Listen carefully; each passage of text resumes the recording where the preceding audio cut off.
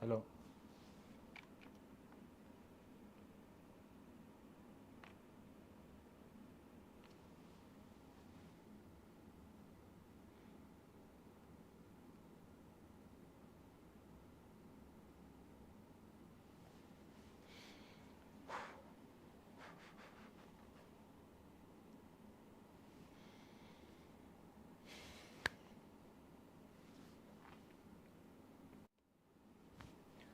Good evening, everyone. So, welcome to the second day of TCS NQT preparation. So, please let me know in the chat if you are, if I am audible or not. If I am audible, please put a yes in the chat so that I know that we are good to start today. So, please mention in the chat if I am audible and visible. So I say Yamini saying yes, Manoj Kumar says yes, Vishal says yes, Sanjay says hi sir, hi everyone. I hope each one of you are doing good. I hope good evening says Sudha, then Shweta says yes. Everyone says yes, great guys. So we'll start with the question. So whatever problems that I'm going to solve in today's session is something which was asked in today's TCS NQT slots, and also in some of them were asked in yesterday's classes. So whatever was asked in yesterday as well as today and which was repeated is what I'll be solving, and our team is regularly collecting the questions as well and will be regularly updating you with all the new questions. So you can see within 24 hours we have collected the questions, and we are also providing the solution of each of those questions with explanation, and that is what will be done in today's session. And I will also let you know by the end of the session how can you access each and every question that is asked in TCS NQT, and also we will provide you the solution for each of the question that will be asked today, tomorrow, next week, any day going ahead, so that each one of you will be able to crack it as easy as possible. And also there is one bonus tip that I'll be giving at the end of the session. That is, in case if you do not know the coding problem, let's assume you didn't even understand the question. Even if you have not understood the question, I will show you a trick where without copying anything, still you can get some marks out of it. So let's start with the question. So the first question that we have for today is the question based on prime number. So this is one of the very interesting question, or this is one of the question which is repeatedly asked in TCS. So even last year there were many questions related to prime numbers. So it is what exactly is the question? I will be showing you over here. So this is going to be the question. So you are given integer n, find the sum of all the prime numbers from 2 to n. What does this question mean if you ask? So you are given one input. There is only one integer value in this input, and that value is 10. Now what is that you are supposed to do is, you need to find the sum of prime numbers till 10 so that you get the output. This is the output. So those who have not got how exactly is this particular answer coming up, so I will just brief it for you. For over here, let's assume the n value is provided as 10. So if I need to start with the prime numbers, the first prime number starts with 2. So the next prime number that starts over here, so the next prime number is 3. The next prime number that I will get after 3 is 5. The next prime number I will get after 5 is 7. Now what they are expecting us to do is, they are expecting us to add all of these particular numbers. So if I add 2 plus 3, you know it is 5, 5 plus 5 is equal to 5, 5 plus 5 is equal to 10, 10 plus 7 is equal to 17, and that is the output that we have got. But I cannot guarantee you the exact same question will be asked, but one thing I can guarantee, something related to this will be asked to you as well in the interview. So what I am going to do is, rather than directly solving this problem, I will show the complete approach and also similar other problems which was also asked in the last year, so that you will be able to solve any of these problems, and even if they ask some variations in this problem, you should be able to answer it. So let's see step by step how can this be solved. So the first problem that I have picked over here, which is again related to this, is this problem. You are given a value n. You are supposed to print all the factors of n. What do I mean by this? I will give an example over here. So if the n value is given as 10, you need to print all the factors of 10. So you can mention in the chat what are the factors of 10. So the factors of 10s are 1, 2, 5, 10. So this is a question which is something related to factors, and factors are always related to prime numbers. How is that? All that we will see in this particular problem. So I know each one of you would have studied this during your school days. What are the factors of 10? What are the factors of 8 and all of it? In case if you have forgotten, I will just recap that for you and then we will solve the problem. So let's start with this. So what I will do over here is, I will take a number and I will print the factors. For example, I will take 4. Now what are the factors of 4? The factors of 4 is 1, 2, 4. Now those who do not know what are factors, factors are such numbers which are divisible. Means if I do 4 divided by 1, I will get the remainder as 0. 4 divided by 2, I will get the remainder as 0. 4 divided by 3, remainder is not 0, so 3 is not a factor. 4 divided by 4, remainder is 0, so it is a factor. To understand it better, I will take many other numbers as well, so you will get a very clear clarity on this. So I will take the number as 6. If I take 6, what are the factors of 6? 1, 2, 3, 6. Similarly, if I take the number 8, what are the factors of 8? It is 1, 2, 4 and 8. Again, if I take the number 10, the factors of 10 is 1, 2, 5 and 10. Now, what we shall do is, we will write the code for this. Means if I give you one number 8, you should be able to print 1, 2, 4, 8. If the input given to you is 10, you should print 1, 2, 5, 10. So this was one of the questions we asked in TCS NQT last year, but this year till now they have not asked. But maybe on Monday they might ask, maybe on Tuesday they will ask, maybe in your slot they will ask. So be prepared for this particular thing. So let's see how we can solve this. So what I will do is, I will take the input as 8. So if I have taken 8, what I am supposed to do over here is, I need to print 1, 2, 4, 8. Now how can we do this? One thing that we can clearly understand by seeing these examples is, if you observe this carefully, you can clearly see any factor that you take of any number, it always starts from what? 1. And the last number is always, for the last factor of 4 is 4, last factor of 6 is 6, last factor of 8 is 8, last factor of 10 is 10. So one thing is very clear to us. You take any number, the factors of the number is always between 1 and the number itself. This is the first observation that we need to do, that any factor that we take, it is always between 1 and the number itself. So I will write 1 to n. This is where the factors are. This is the first observation. So now let's start solving. Now if I take 8, the factors of 8 will be definitely between 1 to 8. So what I will do is, here you can clearly see all the numbers from 1 to 8 is not there in this. There are few numbers missing. Why are they missing, and how do I write a code for this is what we will see. So I will bring all the numbers over here. So if the input is given as 8, and if I get all the numbers, I will get like this: 1, 2, 3, 4, 5, 6, 7, 8. Once I get all of this, next what is that I need to do?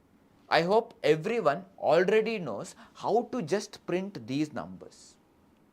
All you need to do is what? You write one for loop, which you would have studied in yesterday's session as well. So you start from 1 and go all the way till the n value. What is n value? 8. So that is what you are supposed to do. So what I will do is, when I am writing a for loop, you should always take one variable. I will take one variable called as I, where the I value starts from 1 and goes till 8. So how am I doing? I am saying system.out.print I. First time the I value will be 1. Second time it will be 2, third time 3, fourth time 4, fifth time 5, sixth time 6 and goes on like that till 8. Now let's start. So if I need to repeat this particular operation, I should put this inside a loop. So I have written one for loop over here. Over here I need to mention from where is the I value starting from. That is what we also call as initialization. So where is the I value starting from? You observe this. I value starting from 1. So I will say I is equal to 1. Over here, we should always say whether the I value is increasing or is it decreasing. Now, how do I mention whether it is increasing or decreasing? You observe over here. 1, 2, then 2 becomes 3, 3 becomes 4, 4 becomes 5 and goes on. So is it increasing or decreasing? Obviously it is increasing. Increasing means I should write I plus plus over here. Next, if you observe all these numbers, all the numbers are coming and ending up at what number? 8. So what should I do is I should write one condition. What is that? All the values of I is less than or this one is equal to. So I should write less than or equal to 8. So I will say I is less than or equal to 8. I hope till here it is completely clear to each one of you. Now, will this be 8 every time? No, because if it is 10, n value is 10, I value should go all the way till 10. If n is 5, it should go only till 5. If n is 100, it should go till 100. If n is 1000, it should go till 1000. If n is 1 lakh, it should go till 1 lakh. How do I write the code for it? So since n is 8, we have written 8. If n was 10, we should have written 10. If n was 100, we should have written 100. So basically what should I write over here if you ask? I should write the n value over here, so I will put n. I hope till here it is completely clear to everyone. So still we are not printing the factors of 8, rather we are printing all the numbers from 1 to 8. I hope till here it is clear. If it is clear, please put a yes in the chat so that we will quickly write one more condition to print only the factors. So please put a yes in the chat so that I know that you have got this particular thing, and this is a very simple loop that each one of you might have seen earlier as well. So if you are new to programming, I hope you have clearly understood this particular thing. So great, I say Yamini says yes, great, I see all of them are saying yes, yes, yes, great guys, great, great. So Rukmini says yes, Dilip says yes, great guys, great. So let's switch back. So now, I should not print all the values of I should print only factors of 8. What are the factors of 8? 1, 2, then 4 and 8. How do we decide whether a number is factor of 8 or not? So it's very simple. All we need to do is, we need to divide each of this number by 8. So what I need to do is, I should do a simple operation. 8 divided by 1, I need to find the answer. Now you might say, sir, this is not reminder, some percentage you have put. Yes, now I hope everyone knows division over here. So those who know division over here, I hope in school days you would have done division something like this. For example, if it is 8 divided by 3, 8 divided by 3, what is the answer of this? 8 divided by 3 is equal to 2 point something you will get. But what I will do is, I don't want to do division in this way. I want to do division the way that we all studied during the first time we learned division. How is that if you ask? This is how it is. I will write 8 over here, and after that I will write 3 over here. I hope everyone remembers how you did this in school. So what I need to do, I need to mention 3 multiplied with how much is equal to 8. 3 into 1 is equal to 3. 3 into 2 is equal to 6. 3 into 3 is equal to 9, which is more than this. So I will say 3 into 2 is equal to 6. Next, what I need to do? I need to do subtraction. 8 minus 6. 8 minus 6, what will I get over here? I shall get the answer over here as 2. So now, if you see this particular thing, what is that we have understood is, whenever we do division, we get 2 outputs. So whatever we get over here, this is what we call as quotient, and whatever we get over here, this is what we call as remainder. So if you want the quotient, this is what you will write. So if you need the quotient, this is how we will write. If you want the remainder, then what should I do is, I should just do 8 mod 3. And this is what we call as mod, and that is what I have put over here. Mod is basically a percentage symbol. So I hope everyone understood how to get a remainder from a number, and also how to get quotient from a number. Quotient means this operator, remainder means this operator. Now let's proceed. So I did 8 divided by 1, remainder is 0. I will do 8 divided by 2, remainder is 0. 8 divided by 3 we just saw now over here. What is the remainder? 2. So I will say 8 divided by 3, remainder 2. 8 divided by 4, remainder is again 0. 8 divided by 5, remainder is 3. 8 divided by 6, remainder is 2. 8 divided by 7, remainder is 1. 8 divided by 8, remainder is 0. Now what is that we have realized is, when we are dividing 8 divided by all of these numbers, we are getting different numbers as remainder. Now whenever we get the remainder as 0, it means this number is perfectly divisible by 8. Whenever we get the remainder as 0, it means 2 is perfectly divisible by 8. But this 3 is not perfectly divisible by 8, that's why we did not get 0. Any number which is perfectly divisible by 8 is a factor of 8. Listen carefully, any number, for example 2, if it is perfectly divisible by 8, then it is factor of 8. So all I need to do is, I need to just write this condition. This is nothing but what? 8 mod, and over here I am getting 1 2 3 4. That 1 2 3 4 is nothing but I value. So I need to write 8 mod I, is that equal to 0, and if it is equal, then only in these 4 cases it is equal. So those numbers are the factors of 8. I hope this is clear. But how do I write this code over here? Now if you observe over here, what is happening is, I am printing the value of I. Every time I am printing. But do I need to print every time? No, I need to print only 1, 2, 4 and 8. Now how do I make sure that I do not print all the values of I and print only few values? If you have something like that, you should always write one if condition over here. And this is going to be the condition. So what I will do is, I will do a modification in this code. This line of code I will put it inside if block. So over here I will check one condition.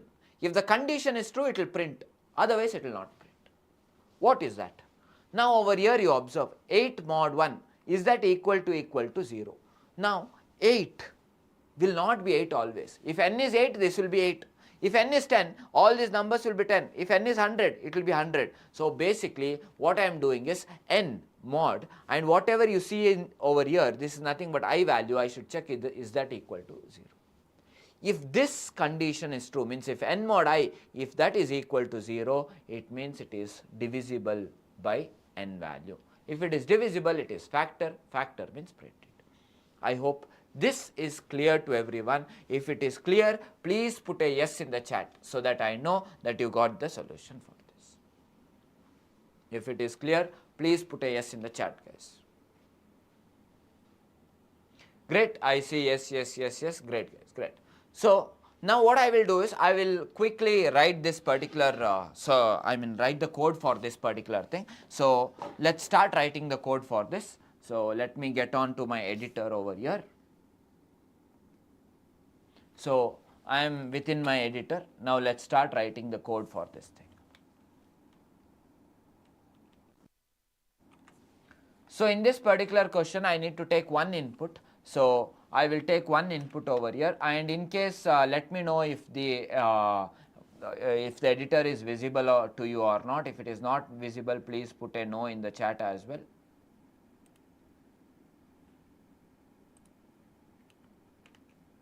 If it is visible, please put a yes in the chat.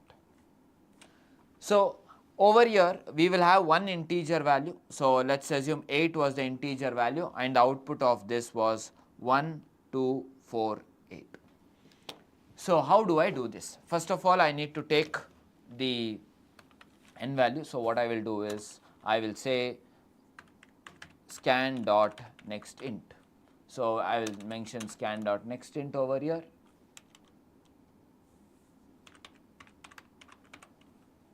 So this is the method that I have. I will store that inside a variable n. Now what I will do is, I will create a method for this. So I will name the method as count fact, not count, I need to print. So I will mention print factors. This is the name of the method. So those who do not know what is a method, do not worry. We have multiple programs and explanation of what is a method, how to write a method and all of those things, and I will let you know by the end of the class how to create the method. So over here I will just mention n as the input. So now let me start creating this particular thing. So I will first create this method.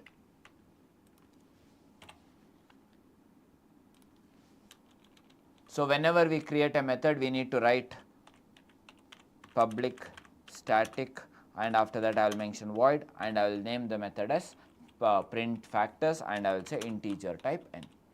Next what I need to do is, I will open and close the bracket. So whatever logic that we have seen, all that logic is what we will be writing over here. So let's start with this particular thing. So what I will do is,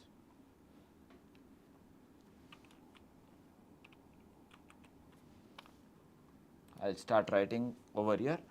So let's mention we have got integer type n. Now I need to write a for loop. That is what we have seen. So I'll say integer I is starting from 1, I is less than or equal to n, next I plus plus. This is the code we need to write. I will open and close. Inside this, one simple if condition is what we had written, and the if condition was n mod I, is that equal to 0. If that condition is true, we should have said system.out.println, and we should print the value of I. This is all we need to do. So let's quickly execute and check if we are getting the expected output. So if I execute this, there is a window over here. I will say 8 and I'll press enter. You can clearly see 1, 2, 4, 8 has got printed. So let me just increase the size. Let me re-execute. Let's see for some other number. I will say 10. You can see 1, 2, 5, 10. We are getting the expected output. Similarly, let's try some different other numbers. So I will mention 6. For 6, it is 1, 2, 3, 6. We are getting the expected output. You can try like this for different numbers. Let's assume I will put 5. The factors of 5 is just 1 and 5. So I will get only 1 and 5. Similarly, let me try with some other number. Let me say 3. So if I say 3, the factors of 3 is just 1 and 3. Sorry, 1 and 3. So I will say get 1 and 3. Let's try with some other number, maybe 11. The factors of 11 is just 1 and 11. So if I press enter, you can see you are getting only 1 and 11. So we have successfully written one program to print the factors of a number. So we will now go and see another problem. So let's see another problem now. So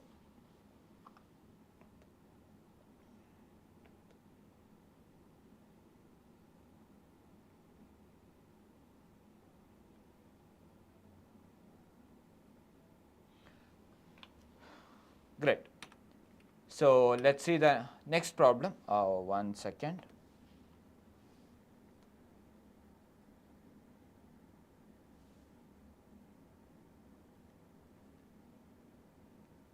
Just give me a minute, guys. There is a small technical issue.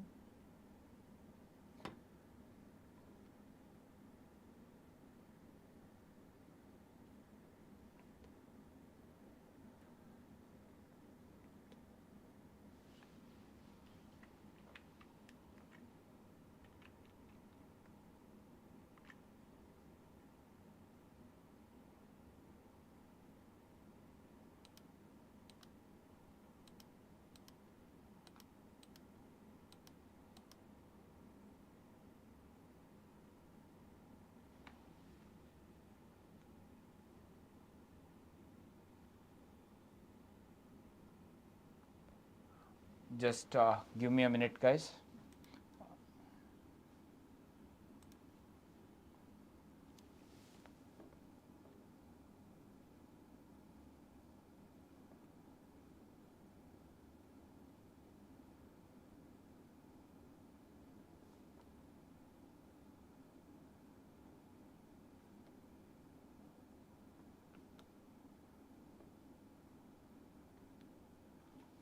Fine. So this is the next problem that we have. You are given an integer value n, write a program to print the number of factors in n. So basically it is almost same as the previous program, so it will be very easy for us to solve. So let's assume input is given as 8. We need to count how many factors are there. So you can clearly see 8 means the factors of 8 is 1, 2, 4, 8. So all we need to do is count how many are there. So let's quickly do this particular problem. So earlier this was the code that we had written, and you can already see the previous logic that we had written. So what is that we need to do now is, now when I see 8 mod 1 equal to 0, I am checking this condition. If the condition is true, I am printing the value of I. Rather than printing the value of I, all we need to do now is count how many times it has appeared. So over here I will check this particular condition.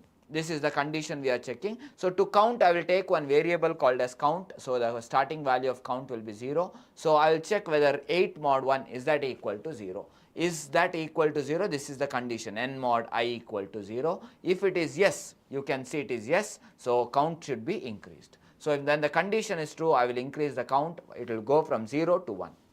Next what I will do is, I will go to the next number when the loop re-executes over, and since I have increased, I need to mention count plus plus. Next I will check over here, 8 mod 2 equal to 0. Yes, it is true, so I should increase the value of count, so count becomes 2.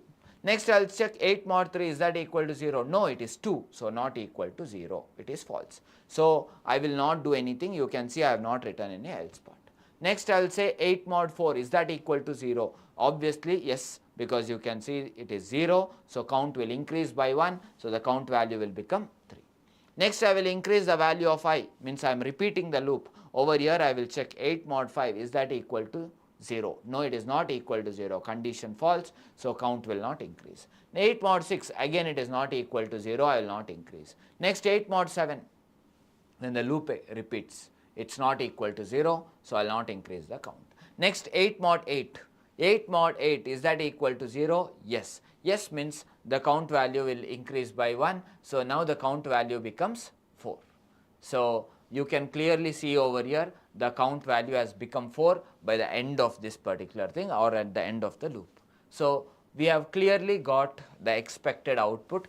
This is the count value. Now all we need to do is print the value of count. So I will be printing the value of count. Just give me 1 minute before I write the code.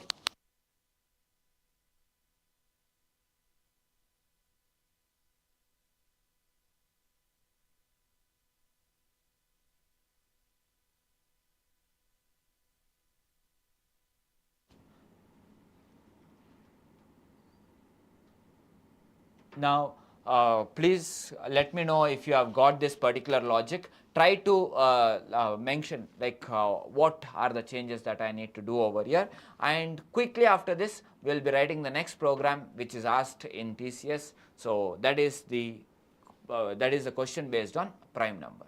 So let me quickly go to the next problem.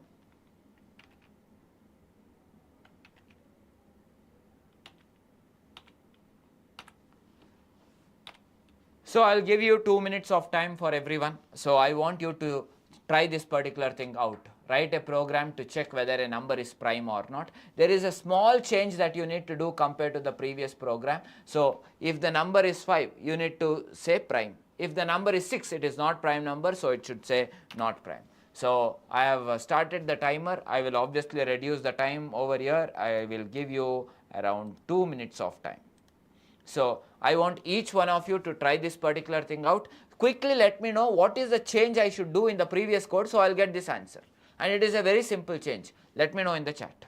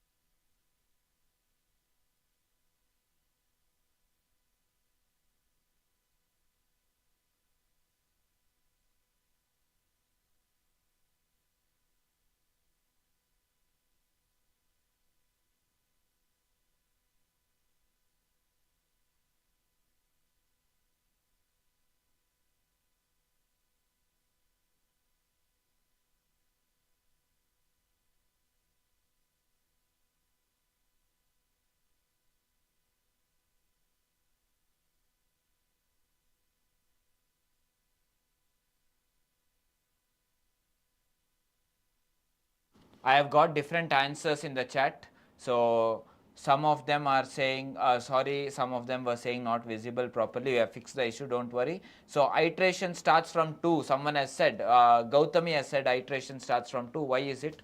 RJ Creations have deleted the message, retracted, has deleted. Which number is not equal to 0? No, that is not the right answer. If count is greater than 2, not a prime, says Rukmini. Great Rukmini, your answer is right. Then I see some of them are deleting the answer. I mod 2 equal to 0, no, it's not a right answer. There are some problems in that. So again, n mod 2 I see, n mod 2 equal to 0 is also not a right answer. N mod 2 not equal to 0 is another answer I have got, that's also not a right answer. I equal to 2, I is less than n minus 1, I plus plus. Yes, Monica had put the loop, but why exactly is that is my question. So prime number is a number which is divisible by 1 or itself, means its factors is 2. If factor is equal to 2, then the number is prime, else not prime. Great. So RJ Creations has explained the logic over here in the chat. Awesome, guys. So your time is up. So let me start with this. So before I start with this, I'll do a small change in the code, and after that I'll start with this particular thing. So it is almost same as the previous program. So what I will do is I will just do a small modification in the code so that it becomes easier for us to solve this. So let me get the editor over here. So just now we wrote the program to print the factors. What I will do is I will actually duplicate the same thing, and I will not print the factors, rather I will count the factors. So if I need to count the factors, what is that I need to do over here? One small change is what I need to do. I will just rename this to count factors. If I just rename this to count factors, will it do? No, it will not do. You need to change the, oh sorry, my bad. You need to change the code as well. So by mistake I have closed it. Just give me a minute, guys. I will just fix it.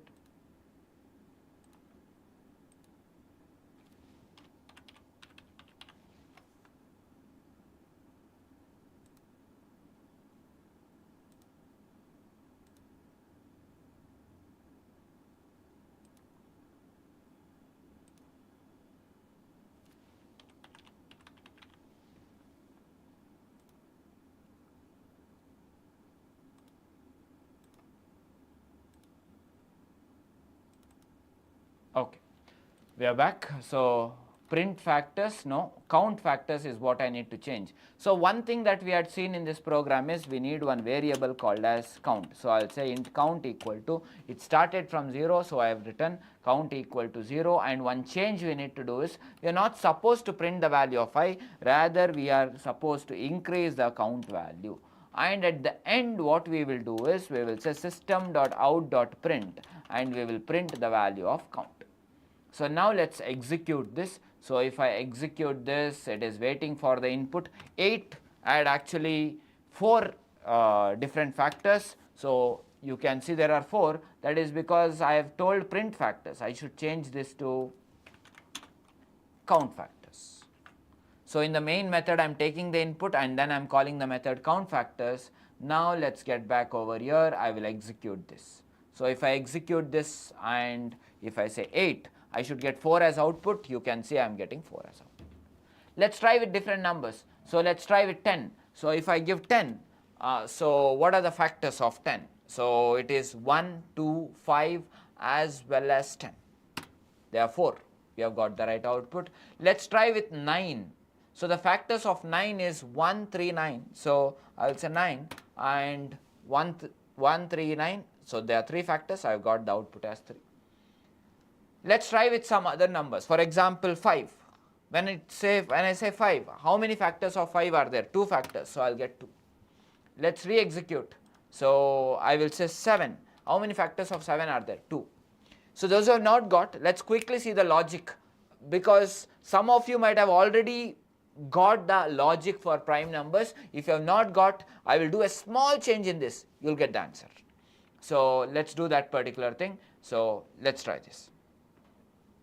So all I need to do over here is, so these are all the prime numbers that we have. So how do I decide whether a number is prime or not? One simple thing. I will show you all the prime numbers and non-prime numbers. So you can see 4, 6, 8, 10. Say me, are these prime or not? You clearly know that these are not prime numbers. But I will show you some other numbers. 3. What are the factors of 3? It is 1 and 3.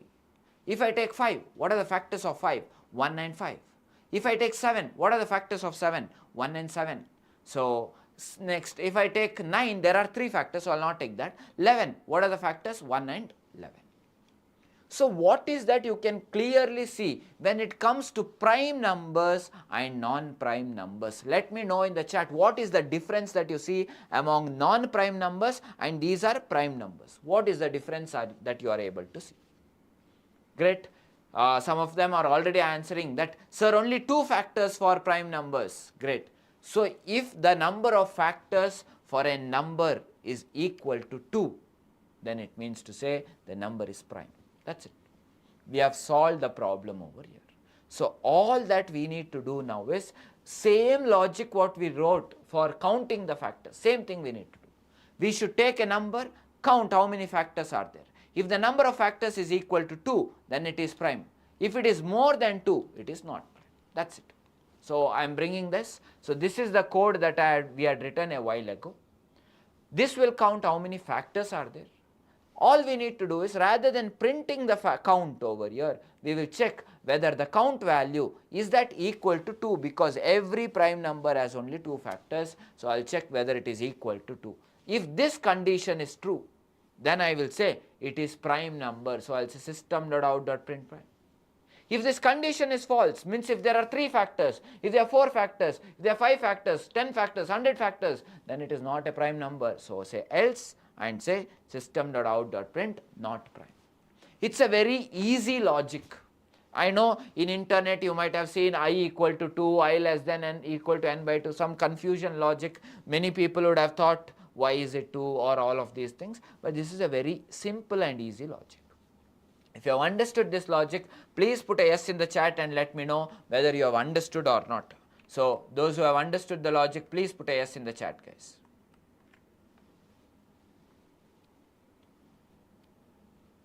So I have got, there is someone's mentioned as nerd, sieve of Eratosthenes is the efficient way of finding prime. Yes, you are absolutely right, but we will go to that step by step rather than directly going into that particular thing. So I see everyone, Navin says yes, Dilip says yes, great, great, great. Great guys, then what we shall do is we will start writing the code for this. So let's start writing the code for this. So I will start with the code. So let's start with the code. So I have come back to the editor. The same thing I need to do. So what I will do is I will just copy paste this particular thing. So I will just copy paste the code once again. Now I will not say count factors, rather I am checking whether a number is prime. So I will say is prime. This is the thing I will write. Now what I will do is I will remove this particular thing. I should not print the count. Rather, what should I print? Prime or not prime. How do I do? First of all, I got n. Now I have counted how many factors are there for n. After this, I need to write one if-else condition. So I will write one if-else condition.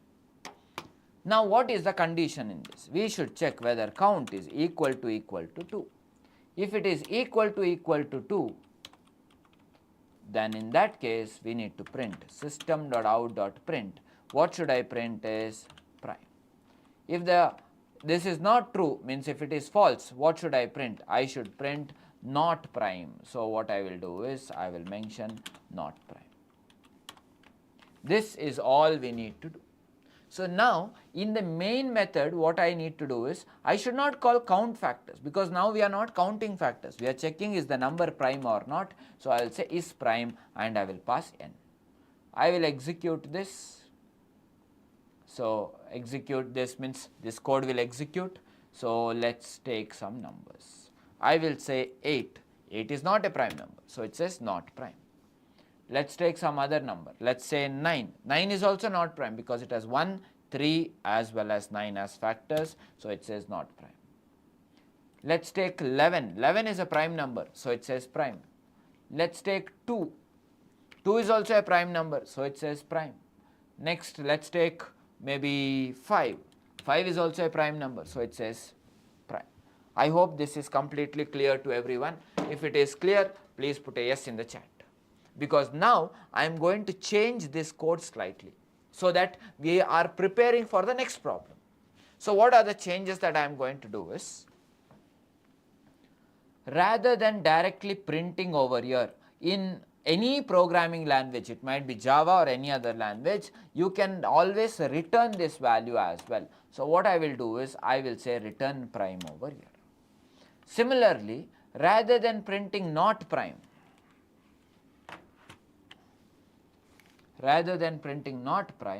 I will remove this from here. and I will say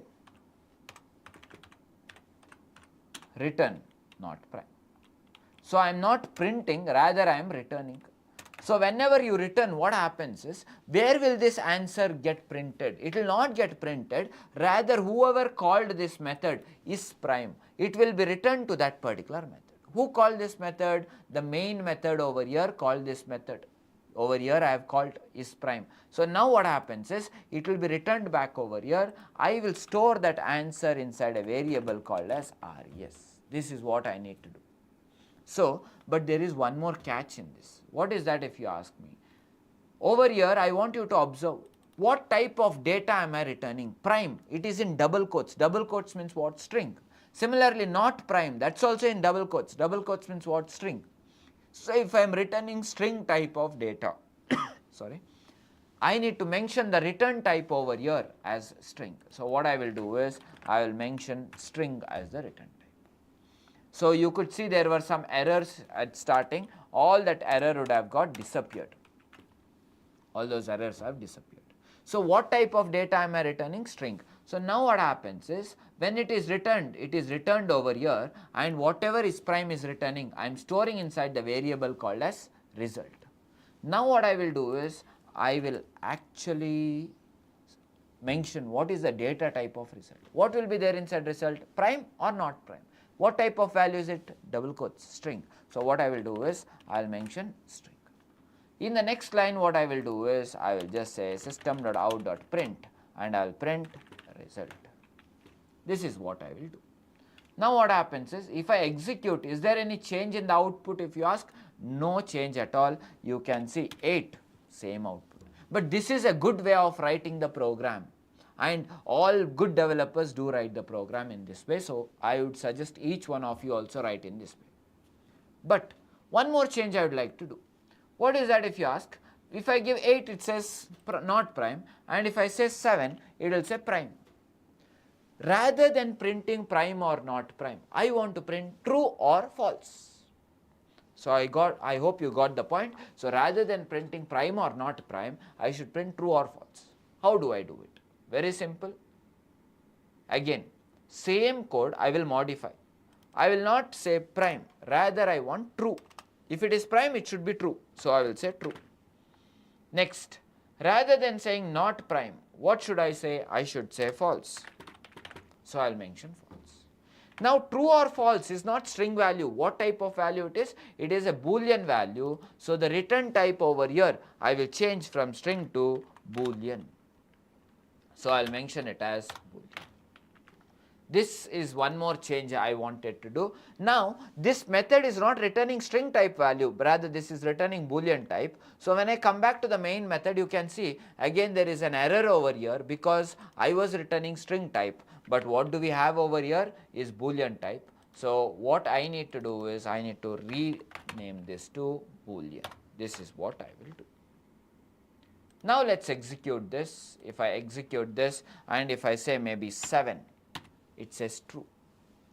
Next I will re-execute this. If I say 8, it says false.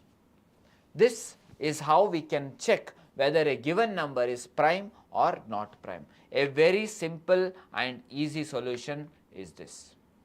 You can obviously write different other solutions which is more efficient. So if you want to know more efficient solution, it is very simple. At the end of the class, I will let you know how you can get access to all of our programs, and in that we have discussed all the efficient solutions. But one efficient solution I will discuss now, which is slightly more efficient than this. So quickly stay with me. So we will see that particular efficient solution. So let's come out of the editor as of now. So let's get back over here. So this is the code that we tried, but in this code one small change we have done. The change is, rather than printing prime or not prime, we are returning, and we are not returning prime or not prime, we are returning true here, false here. Now if you observe carefully, 1 is common for non-prime as well as for prime. So what I will do is, since they are common, I will remove them. So I will remove from both the places. Similarly, if you see, for 4 is a factor. For 6, 6 is a factor. For 8, 8 is a factor. For 10, 10 is a factor. Means for all the non-prime numbers, the number itself is also a factor. Similarly, when it comes to prime number, 3, 3 is a factor, 5, 5 is a factor, 7, 7 is a factor, 11, 11 is a factor. Means even in case of prime numbers, the number itself is a factor. So it is common in both non-prime as well as prime. So what I will do is I will eliminate those things as well. Now what are we left out with? There are no numbers or no factors in prime, but in non-prime there are factors. So what is the change I am going to do here if you ask? One small thing. Earlier we were starting from 1 and going till n. In every case 1 to n, 1 to n, 1 to n, even in prime as well as non-prime. But now if you observe, where should we start from? You clearly see, earlier we were starting from 1 and going till n, and you can clearly see the loop. Loop is starting from 1 and going till n. This I am going to change now. How will I change? You see, where am I starting from? I am starting from 2. So I should start the loop from 2. Till where am I ending? So this obviously will become 2. I will mention 2. Next, I value, where is it ending? 4 means the last value is what? 2. If it is 6, last value is 3. If it is 8, last value is 4. If it is 10, last value is 5. There is some relationship between this number and this number. What is that if you ask? This number that you see over here is nothing but n divided by 2. 8 divided by 2 is 4. 6 divided by 2 is 3. 4 divided by 2 is 2. That's the thing. So, rather than going till 2 to n, we can write it as 2 to n by 2. So what I need to do is, in the loop, I will start the I value from 2 and I will not go till n now, I will go till only n by 2. So if in the previous program, if the n value was given to you as 100, you were travelling from 1 to 100, but now you are going only from 2 to 50. If it was 1000, you are travelling from 1 to 1000, or you are repeating 1 to 1000, but now only from 2 to 500. Is it good or bad? Obviously it is good for you. Now if you see now, how many factors are there for prime number? Earlier there were 2 factors, but when you are going from 2 to n by 2, is the count value, should it be equal to 2 or should it be equal to 0? Let me know in the chat quickly, should it be equal to 2 or should the count value be equal to 0? Great, I see that people are answering it as 0. So one more change I need to do in the code is count is equal to 0. If it is equal to 0, it is prime. Not equal to 0, not prime. That's it. This is a better approach compared to the previous approach. So let's quickly write this thing. So I will obviously change this print to return. So let's go and write the code for this thing. So I will take you to the editor. So over here, we will do some modifications in the code. So again, this is the code. We will optimize this particular code. What are the changes I need to do in this? Very simple change. I will start from 2 and I will go till n divided by 2. And one more change, count is equal to 0. Now let's execute this. So I will execute. I will again say maybe 10. 10 is not prime, so it says false. Next, I will re-execute. I will say 11. 11 is prime, so it says true. Still answer is same, but this is more efficient. I can make it even more efficient by just removing if else and directly saying return true here and return false over here. But due to the time constraint, I want to solve more problems so that you have more solutions. So what I will be doing is, these problems I will be providing to you. Again, there are different other most optimized solutions. In fact, you don't have to go from 2 to n by 2. You can simply travel 2 to root of n. If you just travel from here to here, it is possible. Now how to get root n? For that there is a separate condition as well. All that conditions that I will be giving you in the document format, you can directly refer that particular thing. So now what I will do is, I will solve the next problem over here. So one thing is very clear, if a question is given to us like this, you are given with the n value, you need to check whether the number is prime or not. If it is prime, print true, not prime, print false. We have successfully done that. I hope this is completely clear. This is one of the common asked questions in all the MNCs. So be very perfect in this, and you should be able to explain very well as well. So please make sure you are able to explain very well as well. So let's move on to the next problem in that case, which is the question. You are given two integer value n and m. Write a program to print all the prime numbers between n and m. Means you are given two values, 2 and 10. This is the input. You should print all the prime numbers between 2 and 10. How to do it? So basically the output should be 2, 3, 5, 7. That should be the output. Now how do I do this? Now rather than thinking step by step, I will give you some idea over here. The idea is very simple. Let's assume you don't know whether a number is prime or not. So what I will do is, I will have one person, I have one assistant with me. This is my assistant. This guy is expert at finding whether a number is prime or not. This guy is an expert at it. So what I will do is, I will just ask this guy, means if there are two numbers given to me, what are the two numbers that is given? It is given as 2 and one more number as 10. So what I will do is, I know all the numbers between 2 and 10. So I know all the numbers between 2 and 10. What I will do is, I will ask him, is 2 prime number? He will say yes. If he says yes, I will print the number. Next, which is the number 3? If 3 is the next number, I will ask, is 3 a prime number? He will say yes. If he says yes, I will print. I have full trust on him because he knows prime number well, I don't know. Next, I will give 4. He will say no, it is not prime number, so I will not print. Next, I will give 5. He will say yes. If he says yes, I will print the number. Next, I will give 6. He will say no. If he says no, I will not print the number. Next, I will give 7. He says yes, then I will print the number. Next, I will give 8. He will say no, then I will not print the number. Next, I will give 9. He will say no, I will not print the number. Next, I will give 10. He will say no, I will not print the number.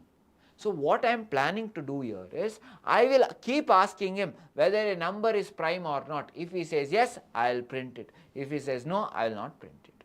I hope you got some idea of this particular question. If you have got an idea and the logic of this, please put a yes in the chat, guys, so that I know you got a little bit of idea on this particular thing, so it becomes easier for us to solve. You can mention it in the chat, guys.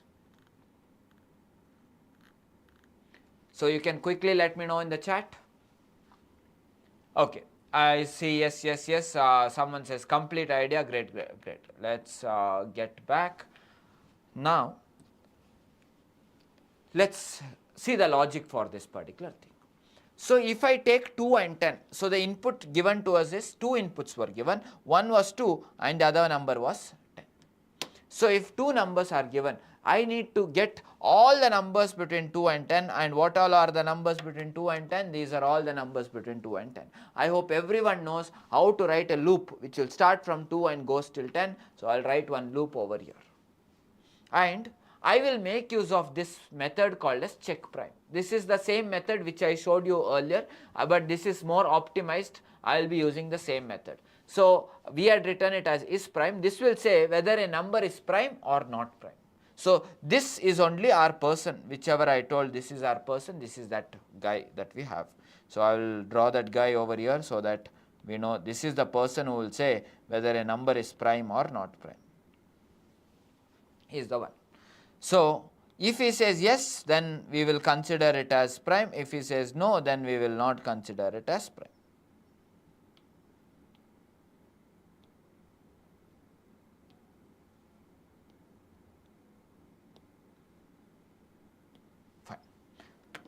So let's start. So first what I will do is, I will call this method check prime, means I am calling that guy.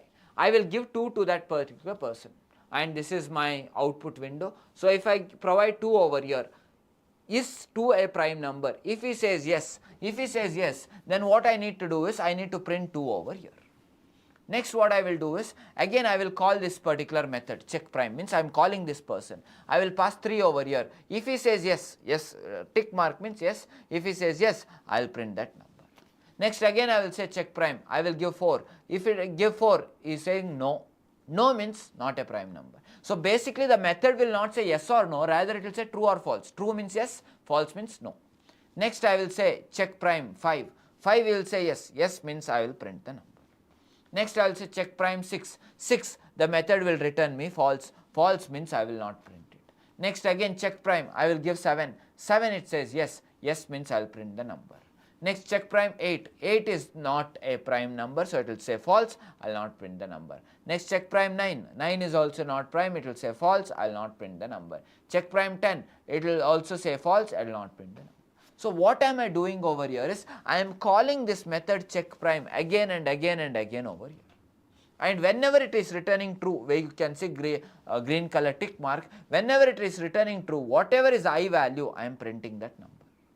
I hope this logic is clear. So what I need to do is, I need this method, along with this I also need this one. So all I will do now is, since I am repeating this again and again, rather than repeating, I can put this inside a loop. So I will put this inside a loop and I will take a variable called as I for this. So I will take one variable called as I. Where did the I value start? It started from 2. So I need to write a for loop for this. So I will say I equal to 2. Is it increasing by 1 over here? Yes, it is increasing by 1. So what I will do is, I will mention I plus plus. If you observe all the values of this, it is less than or equal to 10. So I will mention I is less than or equal to 10. Every time did I call check prime? Yes. What did check prime do? It returned me true or false. If it is true, I should print I. If it is false, I should not print. Means this is my if condition. So I will put this inside my if condition. In this, it will always return me true or false. If it returns true, I will print the value of I. If it is false, I will not print. So I have not written the else but. So this is the code to print the to print all the prime numbers between 2 and 10, and this is that output. So all I need to do is, this code we have already written. I mean, this is optimized solution. What I have written is not optimized solution. You can copy this for the optimized solution. Now this is what I need to do now. So to print the prime. So let's go and solve this particular thing. So let's quickly get on to the editor and let's start writing the code. So let's start writing the code. All I need to do is, rather than check prime, I have the method as is prime. Now if you had observed the question, I don't have just one value, I have two values over here. That is, one is n1 and the other one is n2. Rather than writing both n1 and n2, what I will do is, I will print all the prime numbers till n. So what I will do is, I will remove this and I will say print primes and I will give the value as n. Now what I need to do, I need to write a method for print primes. So let me start writing the method for print primes. So as I mentioned, for every method I should write this public static void. So I will write that as well. So I will put the method name. So I will put this public static void in front of this method over here. Why all of this? You just see our Java classes, you will get a complete idea about why this and all. Why should I write public? Why should I write static? Why should I write main? In detail you will understand that. Now what did we do? We wrote one for loop. Where is the for loop starting? It is starting from 2. So I will say I equal to 2. I is less than or equal to n. Next I plus plus. Sorry. Now I will open this particular thing, and over here what should I do is, I should write one if condition, and in the if condition I will mention check prime. So I will say, sorry, not check prime, we have is prime over here, and I will pass not n value, rather I will pass I value, and if it returns true, I will say system.out.print and I will print the value of. This is all. The same logic whatever I showed, I have written over here. One small change is, rather than calling check prime, I have told is prime. That is a method name, because over there we have written over here as is prime. Now what happens is, you in your code there should be both of these methods. You should have print prime as well, and you should also have is prime. So now if I execute this code, I will save the program, I am executing this, I will say 10. Are we getting the prime numbers till 10? 2, 3, 5, 7, we got the prime numbers till 10. You want the prime numbers till 20. Very simple. You say 20, you will get the prime numbers till 20. You can see these are all prime numbers till 20. You want prime numbers till 500. Very simple. All you need to do is put 500 over here. It is printing all the prime numbers till 500. You can see I am scrolling and showing. You can check any of the numbers. Each of these are prime numbers till 500. I hope this is completely clear to you. So if all of these problems are completely clear, so whatever question was asked in TCS in yesterday's interview, that is a very simple output. One small change in this, you will get the output. So I will show it to you now. I will bring that question back to you so that you get a complete clarity on that, and then I will solve this for you. So this was the question. Given an integer value n, find the sum of all the prime numbers from 2 to n. How do I do this? Very simple. All I need to do is, input was given as 10, output should be 17. I had explained at the starting of this particular class how it has to be 17. So all I need to do over here is, it is nothing but 1. Oh, sorry, 1 is not a prime number, my bad. So what are the prime numbers till 10 you need to identify? That is 2, then it is 3, then it is 5, then it is 7. So if I add 2 plus 3, 2 plus 3 will give me 5, 5 plus 5 is 10, 10 plus 7 is equal to 17. So this will give me the answer as 17, and that is the output. So right now in the program we have already seen how to print these particular numbers 2, 3, 5, 7. We have just seen how to print. Now all I need to do is, don't print these numbers, rather add it to sum. That's it. If you have done, problem solved. So let's solve it. So let me solve this problem for you. So let me quickly solve this. So all I need to do is, I will go back to the editor now. In this, what we are doing over here is, we are actually, one second, we are actually printing the value of I. Now we should not print the value of I, we should add this to sum. So I need one variable called as sum. So what I will do is, I will take one variable integer type sum is equal to 0. This is what I need to do, and after that what I will do is, I will remove this printing the I value. I will say sum is equal to sum plus I. So what happens is, it is 0 at starting. So 0 plus I means what? 0 plus 2. 0 plus 2, whatever I will get 2, that I will store it inside sum. Next time 2 is there in sum. So sum plus next value of I, 3, that is 2 plus 3, 5, that I will store it inside sum. 5 is there in sum. So 5 plus 5, it will become 10. 10 I will store it inside sum. Next 10 plus 7, I will get 17. I will store it inside sum. And once I come outside this for loop, whatever is the answer, I will print it. So I will print the value of sum, and that's my output. This is the code that you had to write in yesterday's TCS NQT exam. So let's execute this particular thing. So what I will do is, I will say 10, I got 17, output is ready. I hope this is completely clear to you. So by the way, when you are writing the output, it would not be like this, rather it will be in a completely different way. You will have, this is our Thai platform. In this Thai platform, we have already provided the recently asked questions. So if you want the recently asked questions, all you need to do over here is, you just have to come to this Tata consultancy service. So you have 15 questions that, there are around 78 questions that we have added over here. So there are MCQ questions as well as coding questions. So this is asked in NQT 2025. So this year, whatever they are asking. So if you open this sum of primes, this is the first question, and this is what I just solved it for you guys. So let me know in the chat if this is completely clear, and also let me know, do you want me to solve this question over here, or shall I go ahead with the next problem? So let me know, do you want me to solve here, or shall I go ahead with the next problem, so that other problems you can come and solve it over here. Let me know in the chat. Whatever is your choice, that's what I will do. If it is next, mention next in the chat. If it is yes, you want it to be executed here, you can say execute. And I hope you might have got access to this. If you have not got access to it, by the end of the class, I will let you know how to get access to this as well.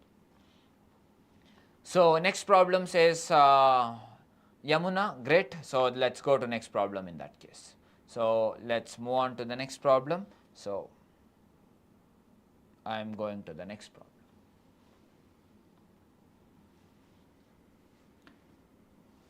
So let's start, guys. So next problem is a direct approach. So this is the next problem. You are given an array of array of integers where every element appears even number of times. Expect one element that appears odd number of times. Write a Java program that finds that odd occurring element. So what does this question say is, first line is the n value, that is 9 value, and after this you have multiple values that is provided over here. Now what they are asking you to do is, you are asked to actually, they are saying that in this particular series of numbers, there are, all the numbers are appearing even number of times, means 2 times, 4 times, 6 times, 8 times. You can see 7, 1, 2, 3, 4, 4 times it is occurring. If you see 3, 3 is occurring how many times? 2 times. But there will be one number which will occur odd number of times. Which is that number? You can see 1, 1, 1. How many times it is appearing? 3 times. So you are supposed to print that number which is occurring odd number of times. Now, how do I solve this? There are multiple ways of solving it. First, I will show one logical approach, because why I am showing this is because in a face-to-face interview, if they ask, you should say the logical approach first. Then you should answer the efficient approach, so that the person will know that you are thinking logically and you have also thought about all the efficient approaches as well.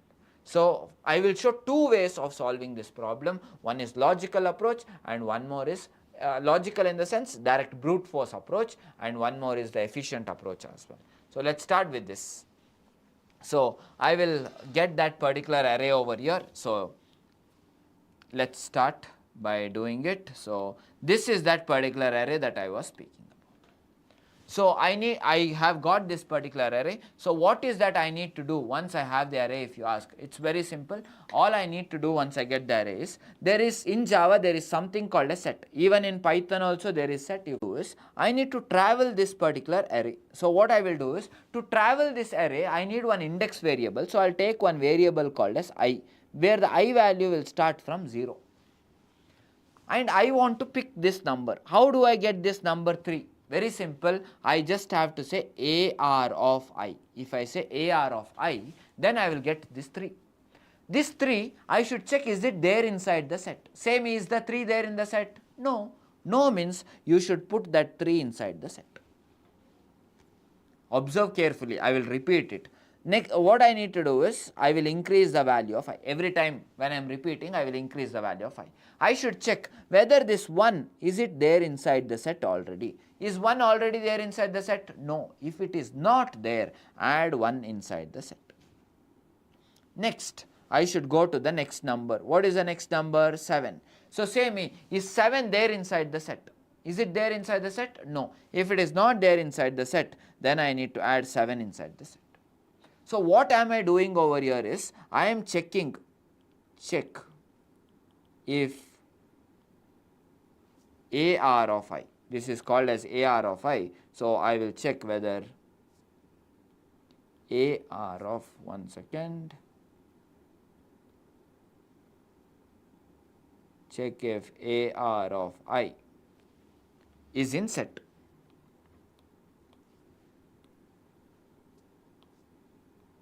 Is in set. This is the condition I am checking. If it is there, then something I should do. But if it is not there, so I will mention, if it is there, one thing. If it is not there, then in that case, what should I do? I should add the element into set. So I will say add AR of I to set.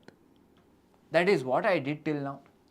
Now what I need to do is, I will take the next number. What is the next number? So obviously I is increasing. Again I value will increase by 1. I will take the next number. What is the next number? It is 7. So I will check whether 7 is there inside the set. Yes, it is there.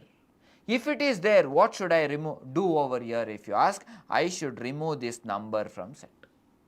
Means if AR of I is there in set, what should I do? Remove AR of I. Remove AR of I. So when it is appearing for the first time, it appeared for the first time, 7 appeared for the first time. First time I added, second time what I will do? I will remove from the set. So remove from the set means what happened? 7 is not there now in the set. I am just keeping over here. I can actually remove this from here. Just for your reference, I am keeping it like this. I hope this is clear.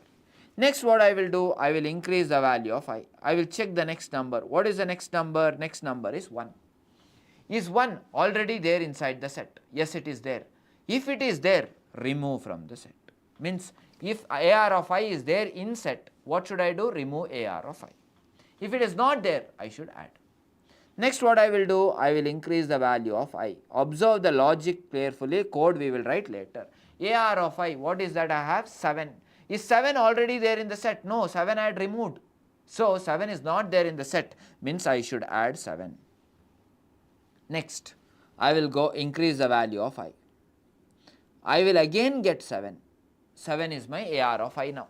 So is 7 already there inside the set? Yes, it is there inside the set. If it is there, what should I do? If AR of I is there in set, remove AR of I. So I will remove this. So what you could observe is, when I saw 7 over here, I added, here I removed, here I added,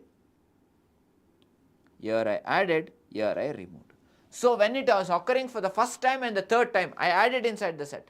Second time and fourth time, I removed from the set. Means every even number of time I am removing, odd number of time I am adding it. Next what I will do is, I will increase the value of I. I will check whether AR of 1 is already there inside the set. Same is AR of 1 there in the set? No, not there. So check if AR of 1 is there in the set. Not there. Not there means what? Add AR of I to set. So AR of I is what? 1. So what I should do is, 1 should be added inside the set. Next what I will do? I will increase this. When I increase this, I will check which is the number. The number is 3.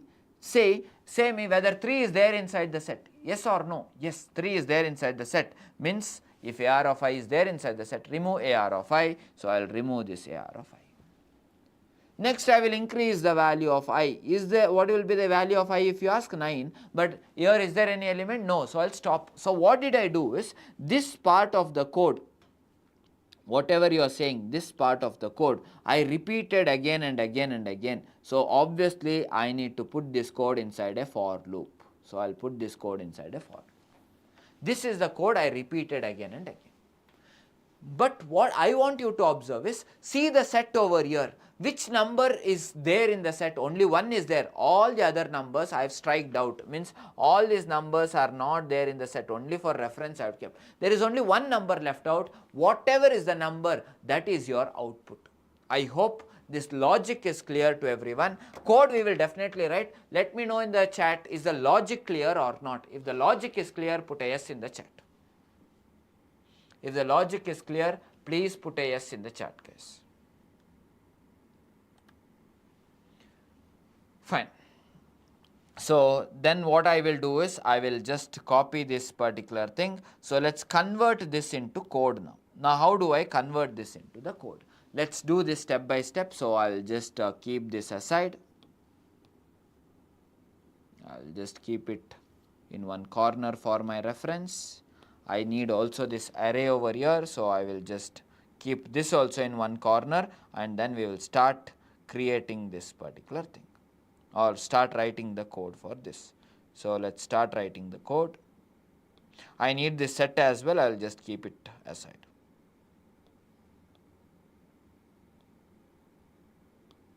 Let's keep it here.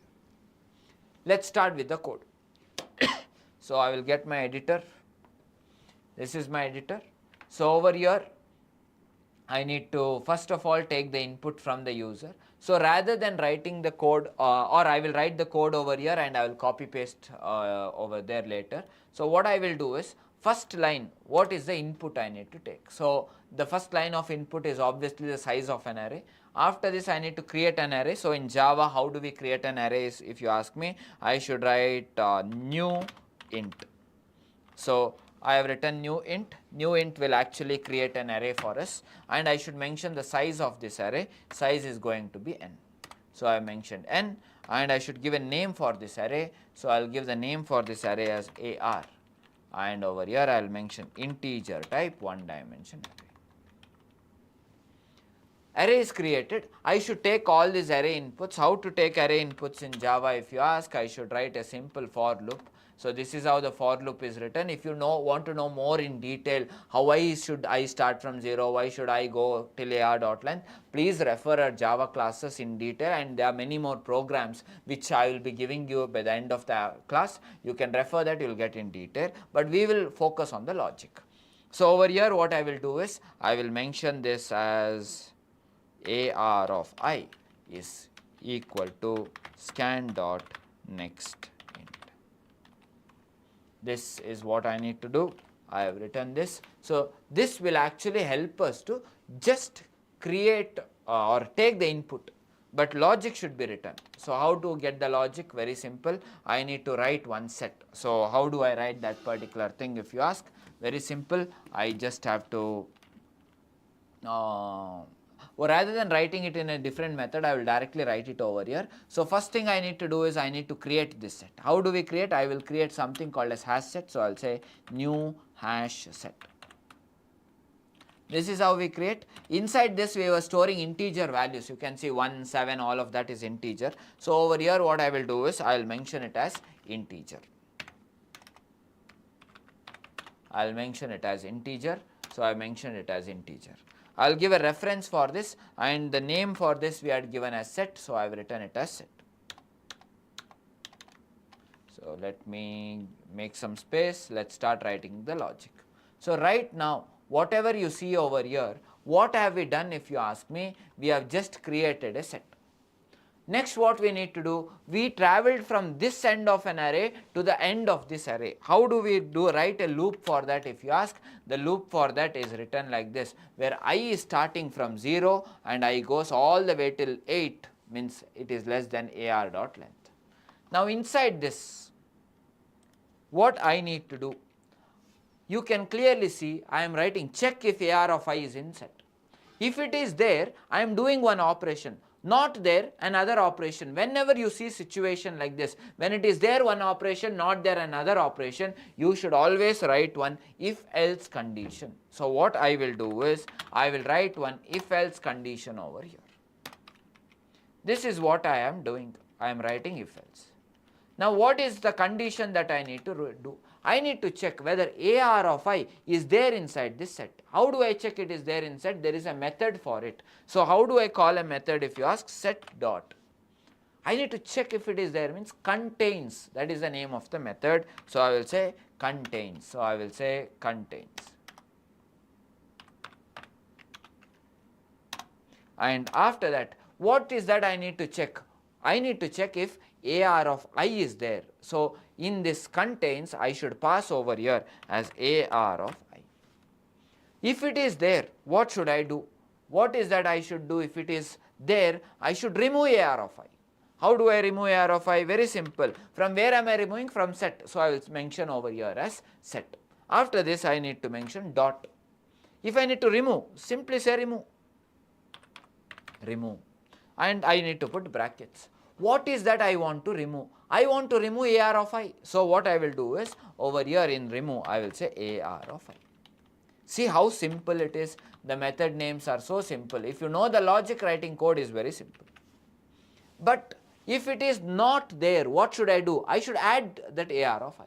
How do I add AR of I? Where should I add first? Inside this set. So what is the name of that set? So I will say set dot. What should I do? Add. Add means what should I do? I should just mention add. And what is that I am adding? AR of I is what I am adding. So I will mention AR of I. This is all I need to do. Once I come outside this, whatever is there inside the set, that is my answer. So what I will do is system.out.println, and over here I will mention set. So whatever is there inside the set, that element will be printed. So let's execute and check this output now. So I will give the input as 10. I will write this particular input. So what was that I had over here was elements were 3, then 1, then 7, then 7, then 1, then 7, then 7, then 1, then 3. These were the elements. Now which is appearing odd number of times? You can clearly see 1 is appearing odd number of times, and oh, we are not getting any output as of now. Let me quickly check. 1, 2, 3, 4, 5, 6, 7, 8. I think, let me count once. There is some problem. Let me quickly check what is the problem in our code. So let me see, 1, 2, 3, 4, 5, 6, 7, 8. Oh, there are only 9 elements. That is the problem. So 3, 3 has appeared this time, 7, 7.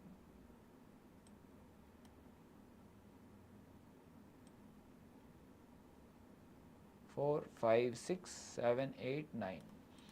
So 3 is appearing 2 times, 1 is appearing these many times.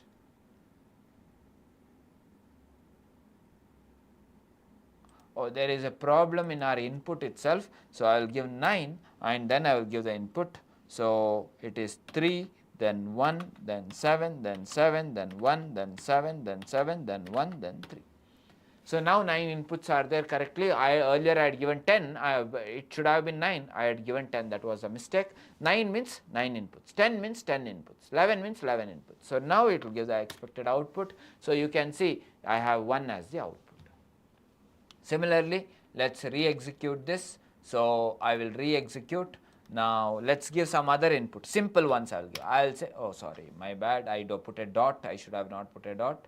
I will say, I will give 5 inputs. I will say 3, then 4, then 9, then 4, then 3.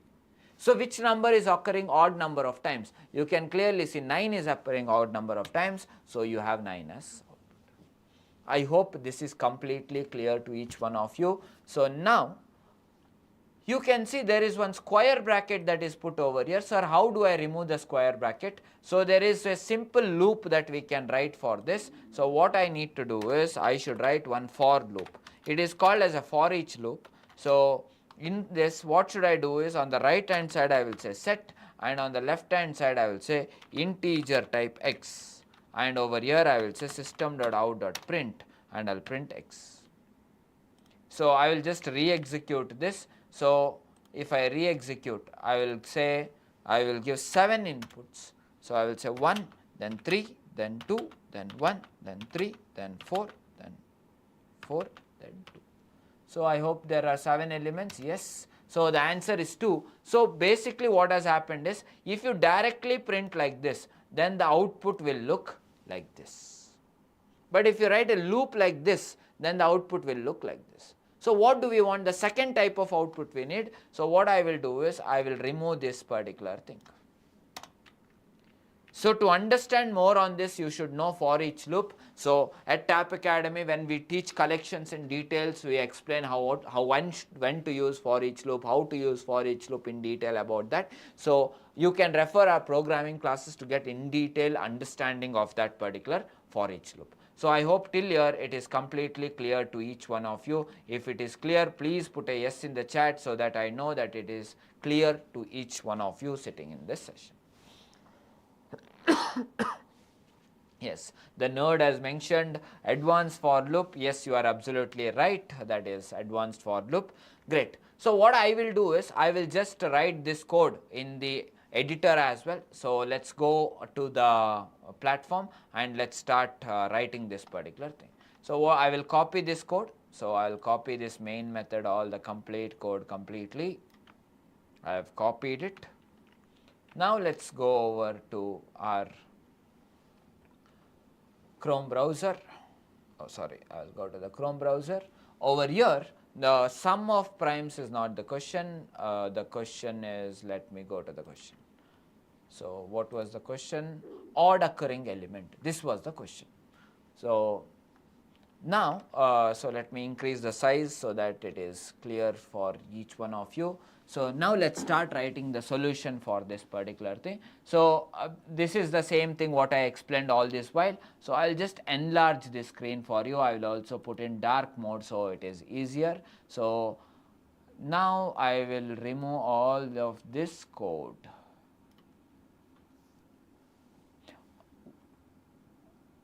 Or rather than removing the code, there is another way as well, but I will just remove this code. And I will just paste the solution. So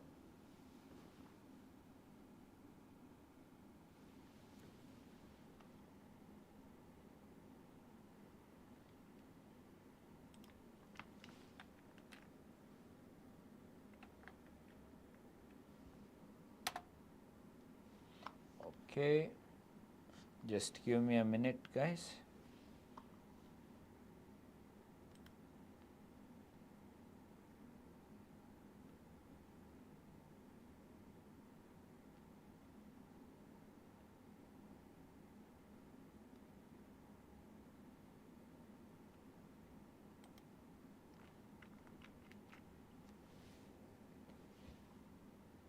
Fine. So I will quickly paste that particular solution, whatever I had written just now. So let me come over here. Yes, I pasted the solution. So in case if you do not know the solution, we also have a bot over here where you can click on the hint. So basically it is a ask type. What it does over here is it will actually see your code, and if there is any mistake in your code, it will say what is the mistake. So right now I know there is no mistake in my code. So what I will do is I will go and click on the run code over here. So it is compiling. Oh, there is an error in our code. It says reached end of the file. There is some problem in our code. So now let's go and see. So the problem is very simple. I have not put one closing bracket. That was all the problem. So I'll just put that closing bracket. Now you can see which is the output for this. It is 1, 1, 2, 3, which is repeating only one number of time. It is 3. We are getting the correct one. So if you get this, it doesn't mean that you have successfully solved. You need to click on submit, and it should say all test cases passed. But in our case, there are 3 test cases which have actually failed over here. So it means there is some mistake that we have done in this particular thing. So there is a small mistake in this particular thing. I will let's quickly check on this.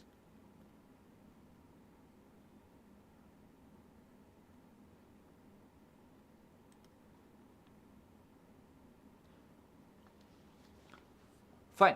So let's not waste the time on this particular thing. Rather, we will go and solve the next problem. In the meantime, I will by the end of this particular session, I will let you know what are those test cases, and I will also provide a solution for this particular thing and why did the test cases fail as well. So let's move on to the next problem quickly, because it's again one of the most important ones. So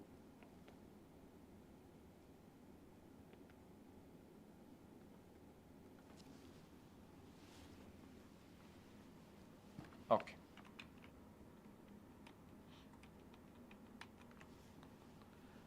So this is the next problem. This is some problem which most of the students were not able to solve. So you are given 3 integer values a, b and c. You can perform the following operation any number of times.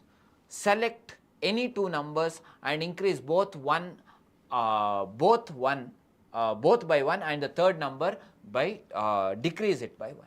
So read this particular question. So and try to understand this, because this is one question that when we were speaking with all the people who attended the TCS, most of them were not able to answer this particular thing. So let me see if you are able to understand this or not. So I'll give you 2 minutes of time. Quickly check this out and let me know, and I'll be back and I'll be explaining this.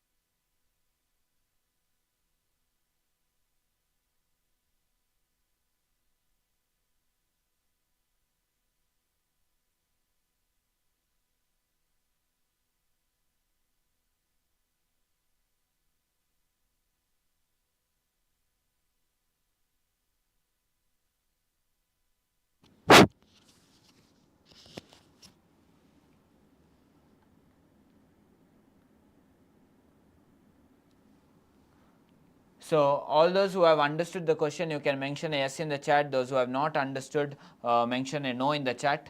Please let me know quickly in the chat whether you have understood or not.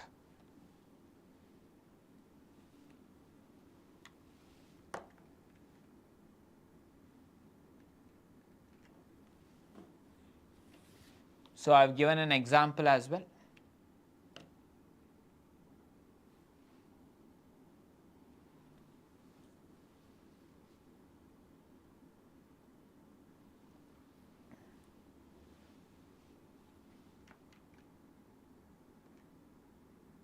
Okay.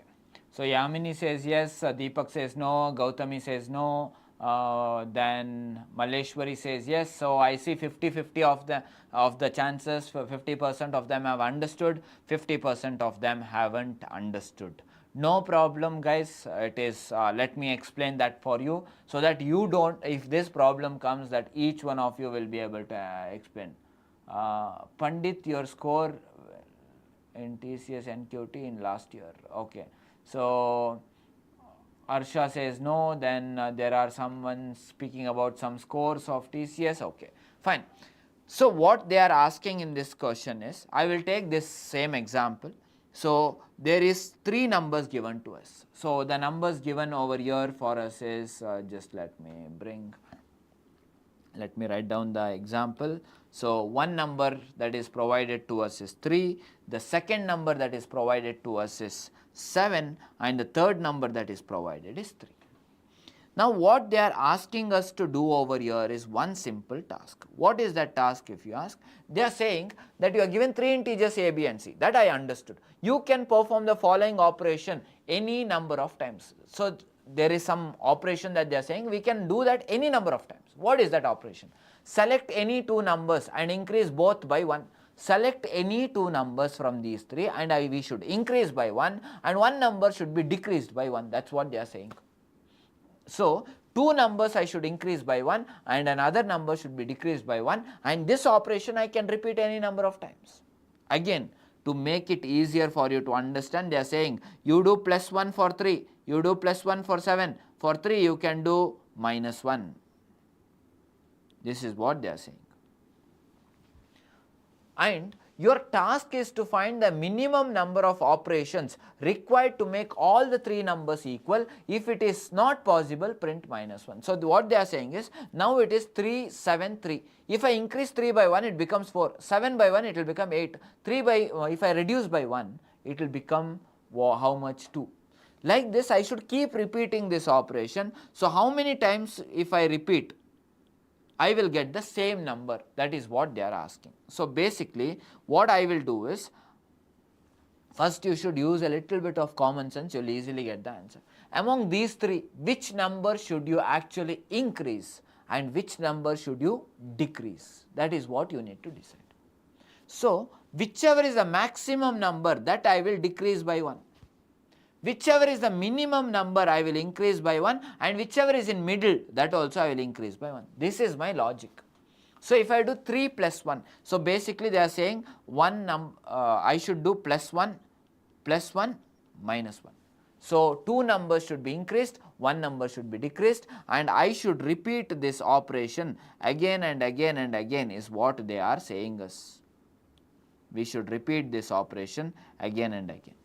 Now they are asking how many times should you repeat this so that all 3 numbers are same. So let me show it to you how to do this. So it is 3, 7, 3 at starting. So what I will do is, I should identify which is the minimum number, maximum number and mid number. So what I will do is, which is the minimum number here? The minimum number is 3. I will write min. Maximum number is 7. I will write max over here. And 3 is mid over here. So I will write mid over here. Now what I will do is, min and mid I will increase, max I will decrease. So if I do that, 3 will become 4. This 3 also will become 4. I have increased 2 numbers by 1. Other number I should decrease by 1. This 7 will become 6. This is what has happened.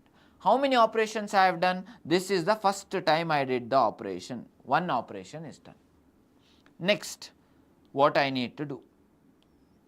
Next what I need to do, repeat the same thing. Increase two numbers by 1, decrease one number. Any number I can increase, any number I can decrease, but two numbers should be increased, one number should be decreased. So what I will do is, I will see which is the minimum number, which is the maximum number. Minimum number is 4, maximum number is 6, so the middle number is what? 4 only. Even if it is same, 1 should become middle. So now what happens is, again I need to see minimum number and mid number I will increase by 1. Minimum number is what? 4. So I will increase by 1 means it becomes 5. Maximum number I should decrease by 1. If I decrease by 1, then what should it become? It will become, first increasing part I will do. 4 also I should increase by 1, it will become 5. And 6 I should decrease by 1. If I decrease by 1, 6 will become 5. So this is the second time I have done the operation. So how many times I have done these operations? 2 times. First time when I did, these numbers became this. Second time when I did, these numbers became this. This is what has happened. Now see, are all the 3 numbers same? Yes, you can clearly see all the 3 numbers are same. This is equal to this is equal to this. Since all the 3 numbers are same, we need to stop. So how many times did we do the operation? 2 times. That is the output. 2 times we did the operation, 2 is the output. Let me know in the chat, is the question understood now very clearly or not? If it is understood, please put a yes in the chat. Please put a yes in the chat if the question is understood.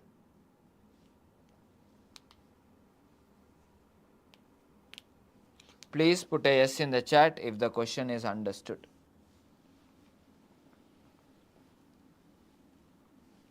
Let me see the chat. How many of you are saying yes and how many of you are saying no?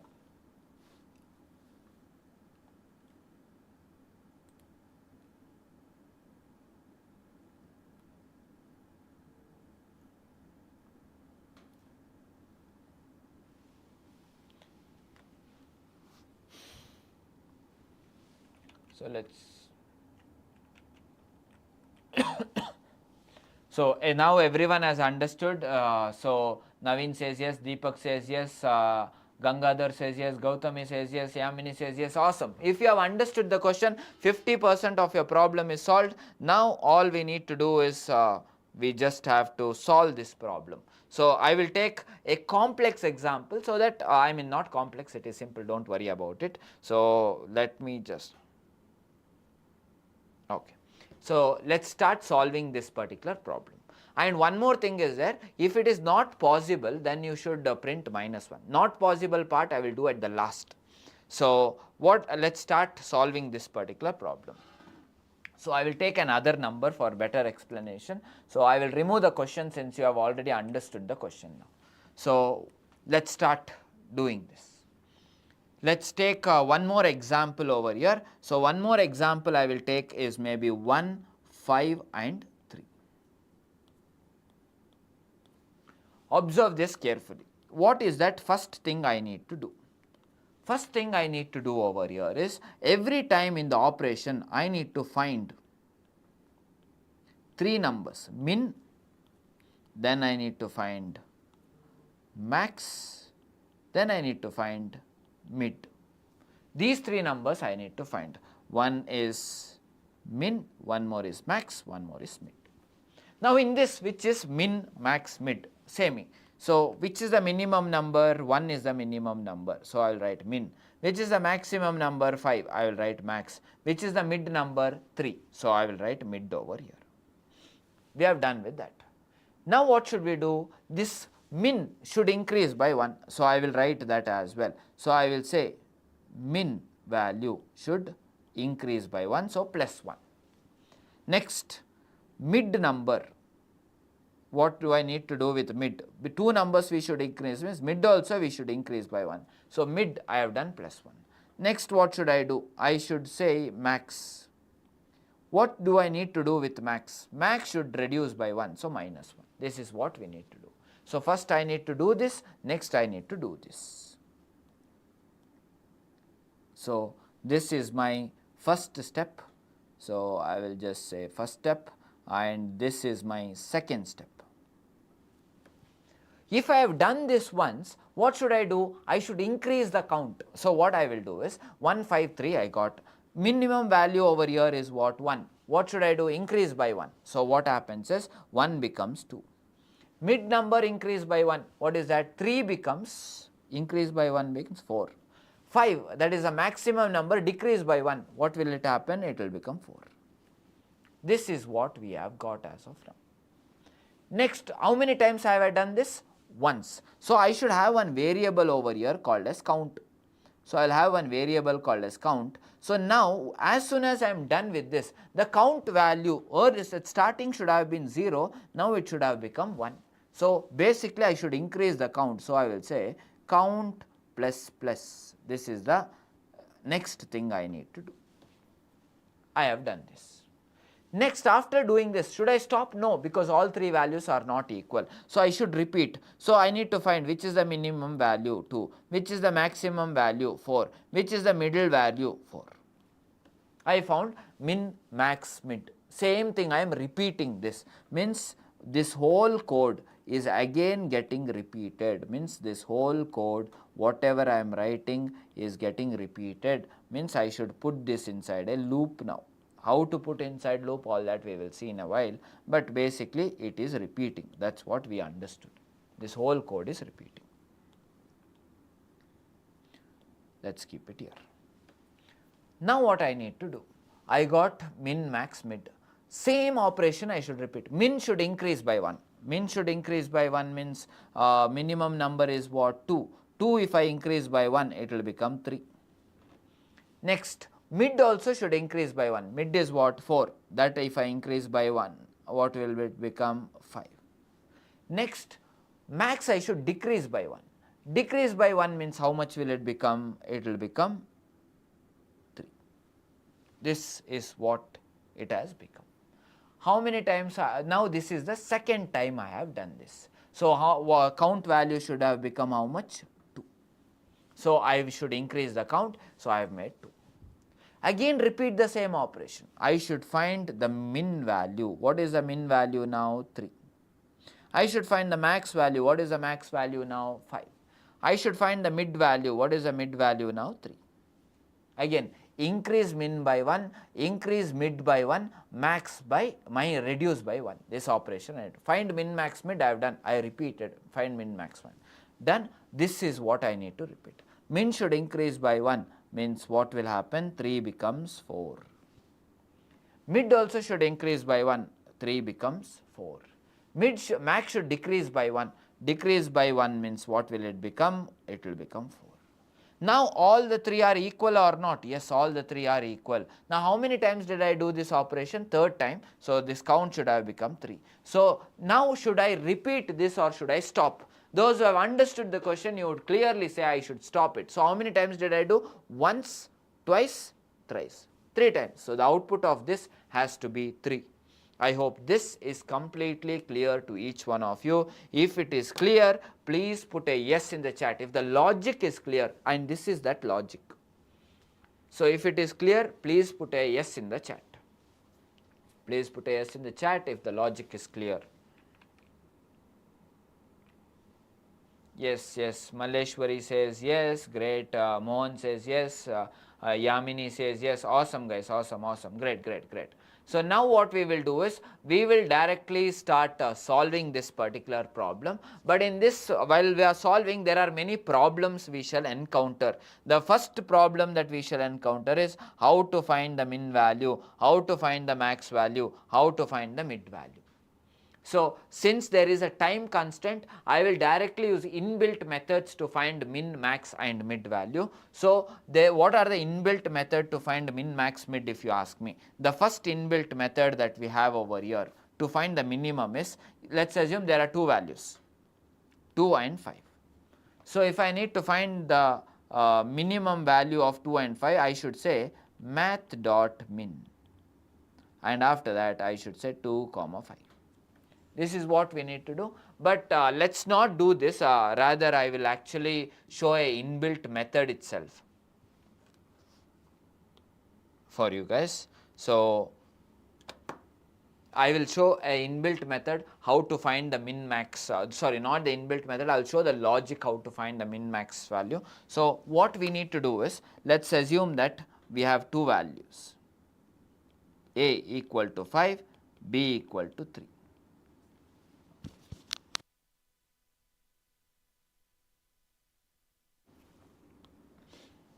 So, how do I find the minimum value of A and B? Very simple. You just have to write one if condition. How do I write this particular if condition? First you need to check whether A is greater than B. If A value is greater than B, then the answer of this is what? A. So, you can directly say system.out.print A. Oh, sorry, this is my bad. This is to find the maximum value. If you put greater, you will be able to find the max value. So, I will write max over here. So, greater than means A is greater than B means A is 5, 5 is greater than 3, yes. So, A is the output, and over here I will say else, and over here I will say system.out.print, I will print the value of B. This is how you can directly write the code to find the maximum of two values, and if you want the minimum of two values, one small change is what you need to do. Remove this greater than and put a less than symbol over here. That is it. This is how you will find the minimum. But I will not be using this. I will directly be writing a inbuilt method because we are running out of time. So, I will directly show you how to find the min, max and mid. So, if you want the minimum value to be found out, I will remove this code completely.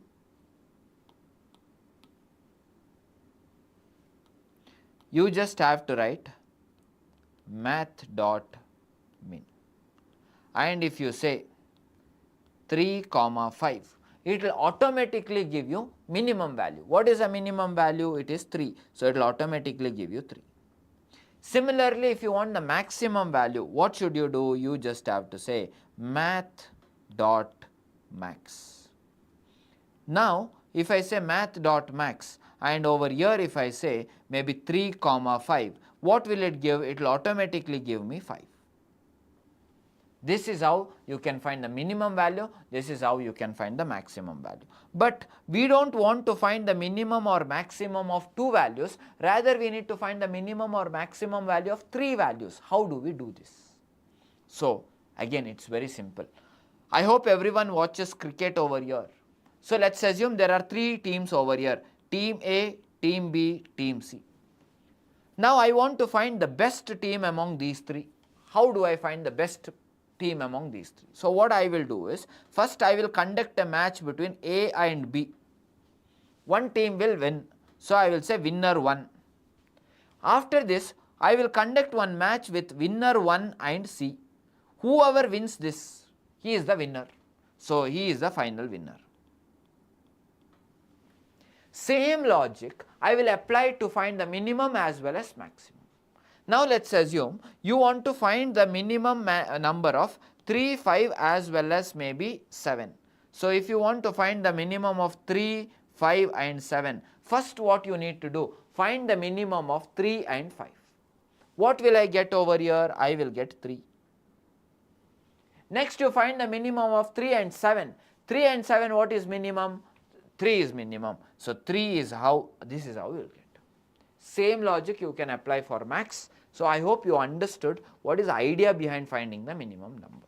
Now, what I will do is, I will just put a 3 over here.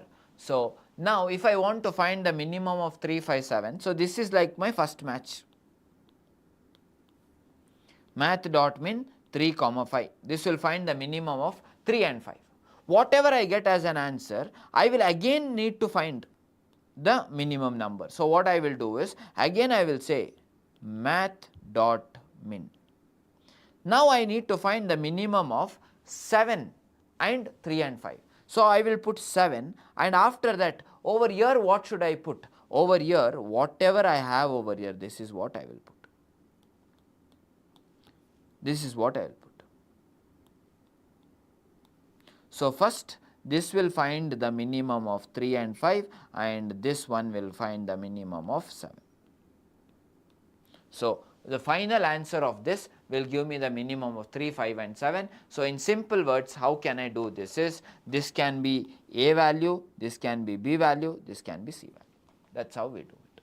So this is the code I should write to find the minimum value, and the same code for the max as well. So this will find the minimum of 3 numbers. So I will call it as min.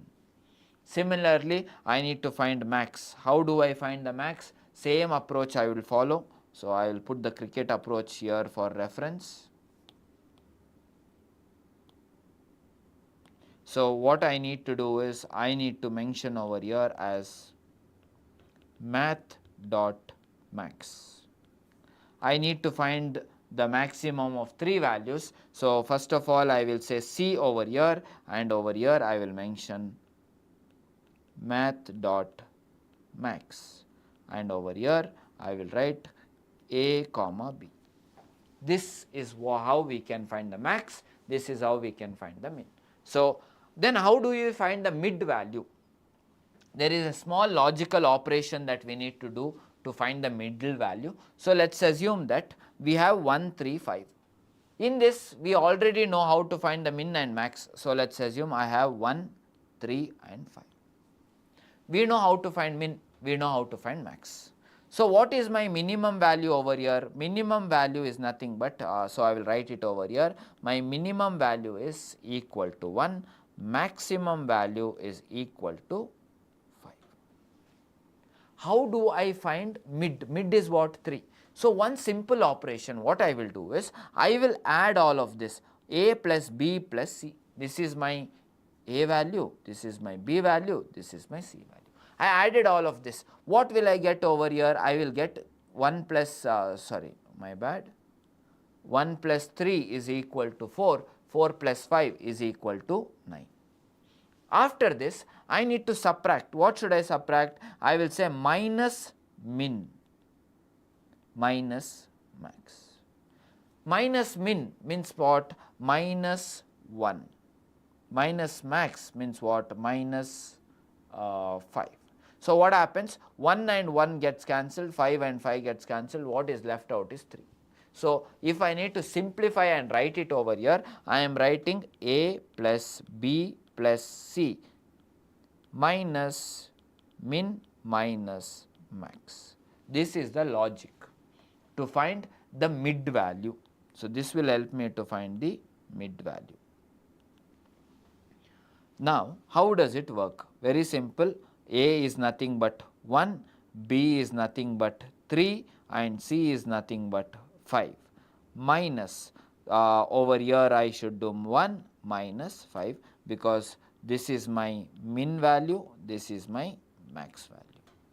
So this is what I am doing. So 1 plus 2 plus 5 is 9, 9 minus 1 I will get it as 8, 8 minus 5 if I do, I will obviously get this particular 3 as output. So this is how you will find the mid value as well. So I hope how to find min, max and mid is completely clear to each one of you. So please let me know in the chat, is the logic to find min, max and mid clear or not? If it is yes, please mention a yes in the chat. If it is no, please mention a no in the chat. Is it clear to you how to find this min, max, sum? The first step, is that clear to everyone or not? Yes or no, let me know in the chat quickly. Yes, yes, yes. Yamini says yes, Maleshwari says yes. Great guys, great, great, great.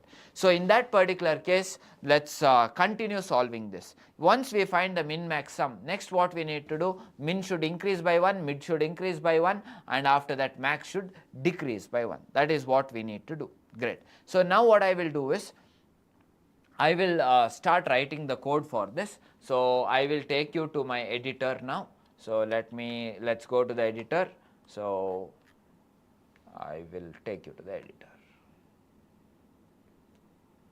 Yes, we are in the editor as of now. So we are taking 3 inputs. So I will remove all of this. I will start mentioning the input over here. So I will say integer type A is equal to integer A is scan dot next int. I will say scan dot next int. Same thing I need to repeat. So we will have 3 inputs. One is A, then the other one is B, and the other one is C. So we have 3 inputs A, B, C. So I have written int A, B, and C. Next, what is that I need to do? In this, we need to start finding the answer. How do we find the answer? I will write a separate method. So, I will say minimum operation,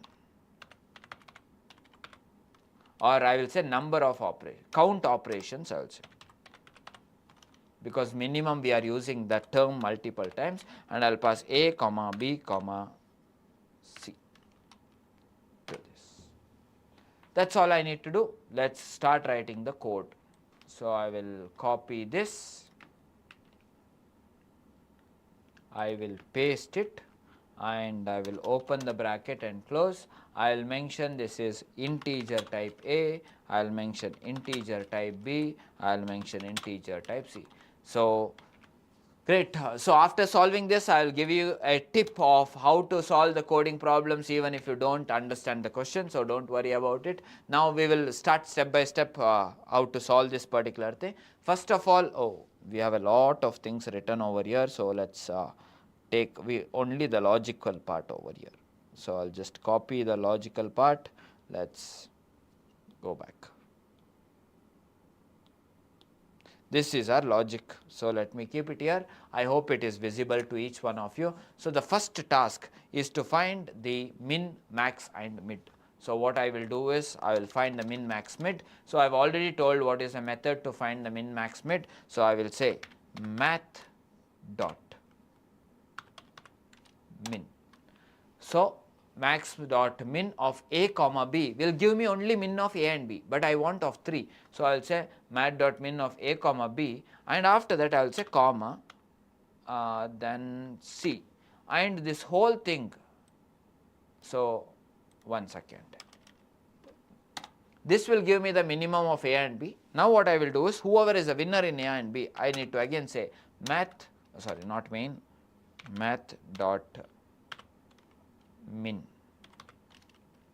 of, now I will not say A and B, rather I will say maybe A and B we found the answer. So, I will remove this, and over here I will say C. And what should I put at starting if you ask me? Very simple, I will copy this particular thing and I will paste it here.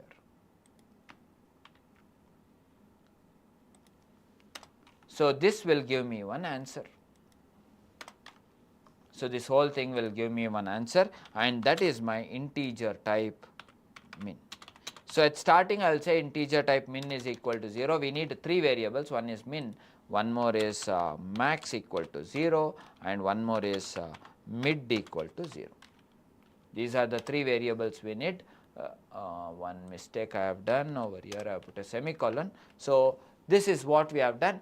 So, first thing that I have done over here is I have found the min value of A, B and C. This I will store it inside a variable, and the variable name has to be min equal to.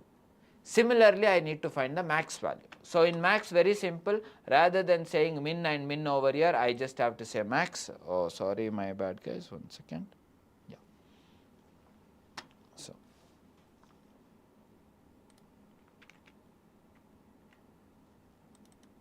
I will say max, and even over here I will mention max, and this variable also I will mention as max. And after that, the last one we need to do over here is we need to find the mid. How can we find mid? Mid is equal to A plus B plus C, then minus min minus max. That is it. Just to check whether it is giving the correct output or not, I will say system.out.print. First I will print the minimum value, next I will print the maximum value, or I will say print the maximum value, and after that I will print the middle value.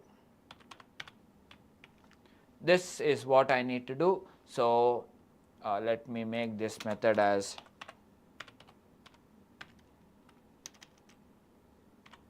public static void. So, I will execute this, and let us give different inputs. I will say 1, then 9, then 7. So, first one is a min value, second one is a max value, third one is a mid value. I will interchange these numbers and I will show you once again. So, if I interchange, maybe I will give 5, then maybe 3, then maybe 5. So first you can see min, this one is max and this one is mid. We have successfully found this. Now what I need to do? Once we have done with, obviously I should not print it, so I will delete this.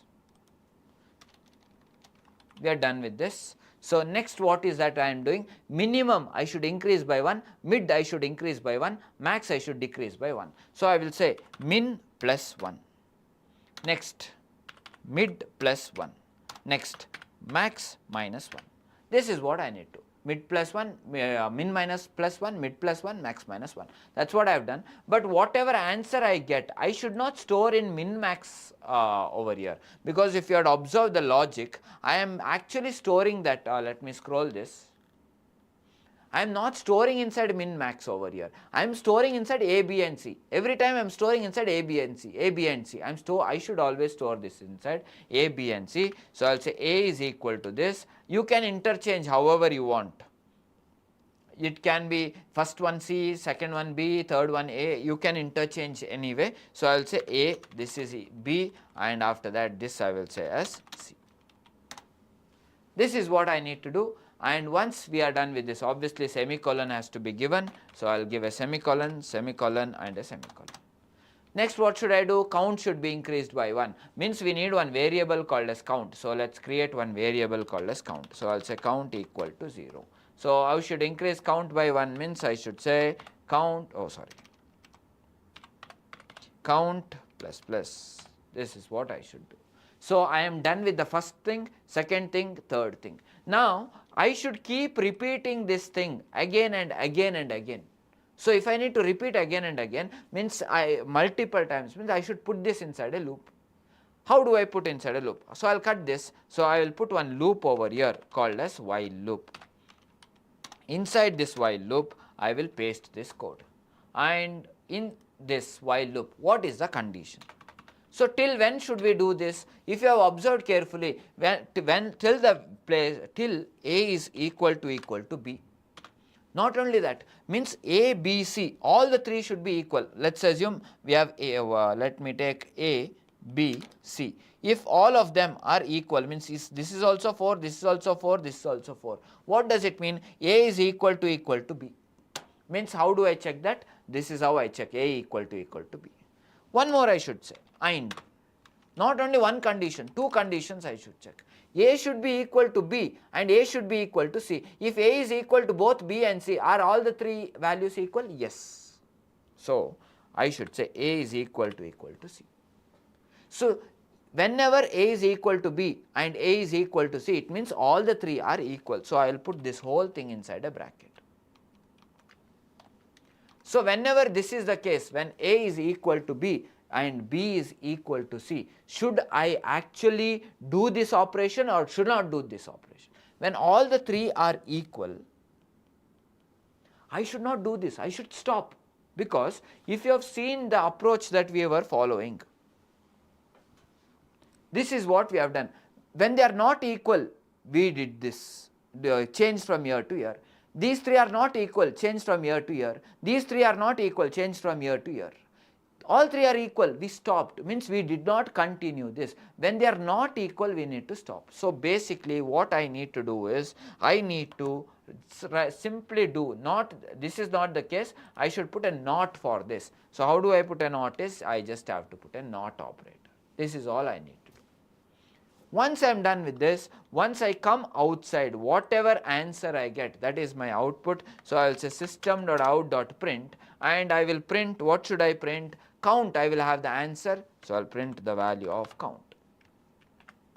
So this is all I had to do. So let me know in the chat if this is clear to everyone or not. If this is a very simple logic, find min max sum, I found, min max mid.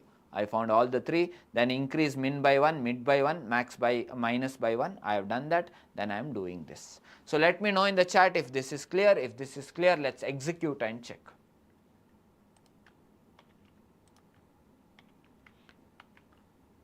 So we had seen two different inputs, one was 153, we got the output as 3, so let us execute and check. I will give 1, then 5, then 3. So this was what we had checked, 153, I will just show that to you, 153 is what we had checked. Let's check if we are getting the expected output. It should be 3. We are getting the output.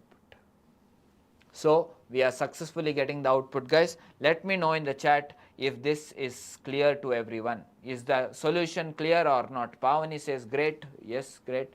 So let me know in the chat, everyone, have you understood how to get this thing? If it is yes, please put a yes in the chat. If you have understood, please put a yes in the chat. So I see yes, clear, clear, clear. Great, guys. Gautami sir, mid value, instead of that, can we use a plus b plus c divided by 3? No, you cannot use a plus b plus c divided by 3, because in this case it will work, but if the value is 1, then 3, then 19, then it will not work. That is when it will fail. So who had asked? Gautami had asked this. So in this problem it will fail. Great. By the way, guys, this is not the complete solution. There is still few more things to be done upon this. This is the actual, I mean, the 90% of the solution is there. 10 more % is pending in this particular thing. So due to the time constraint, I will not be able to do the 10 more %. Rather, I will give you the logic for that particular 10 more %. I will give the complete code of that. So the complete code will be available for you in the platform. So where will it be available in the platform? If you ask, it will be available over here, and so basically each one of you will be able to access this particular platform over here. So all you need to do is just give me a minute. So all you need to do is you just have to log into this particular platform, and this is that particular question. Least operation for equalize the number. This is that particular question, and you can try that solution over here. Even in your interview, this is how it shall be, and you will be able to practice it. Now the question would be, sir, how can we access this? So it is very simple. I think most of you already have the access. If you don't have the access, it is very simple. Let me log out from this over here. So what I will do is I will just log out from here. I will show it to you how you can access this particular thing. The simple thing that you need to do is you should have a mobile with you if you want to access this particular thing. So first of all, you can sign up or log in the same page. So all you need to do is you should just give your number over here to sign up. So I will give my number over here. So the number I have, my number is 960. So to make some digits invisible, I will sit over here. So it is 960, then 699. So I have entered my number. After you enter the number, you just have to click on continue button. So when you click on continue, it will ask for OTP. So I will receive the OTP in my mobile. So whatever OTP I have already received the OTP. So I'll just enter that OTP over here. It is 471617. So if you are a first time user, it will ask you for some details. These are the details it will ask you for. But if you are already using from earlier, then it will not ask for the details. So what I will do is, let's assuming I am the first time user, I will enter the details. So I will start mentioning my details.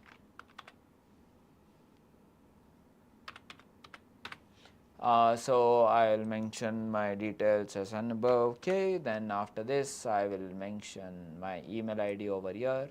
So you mention your email ID, please don't mention my email ID.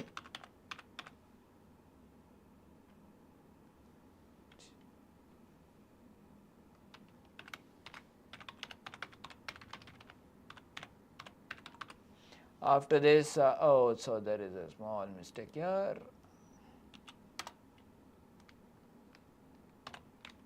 Okay, so I will give my password.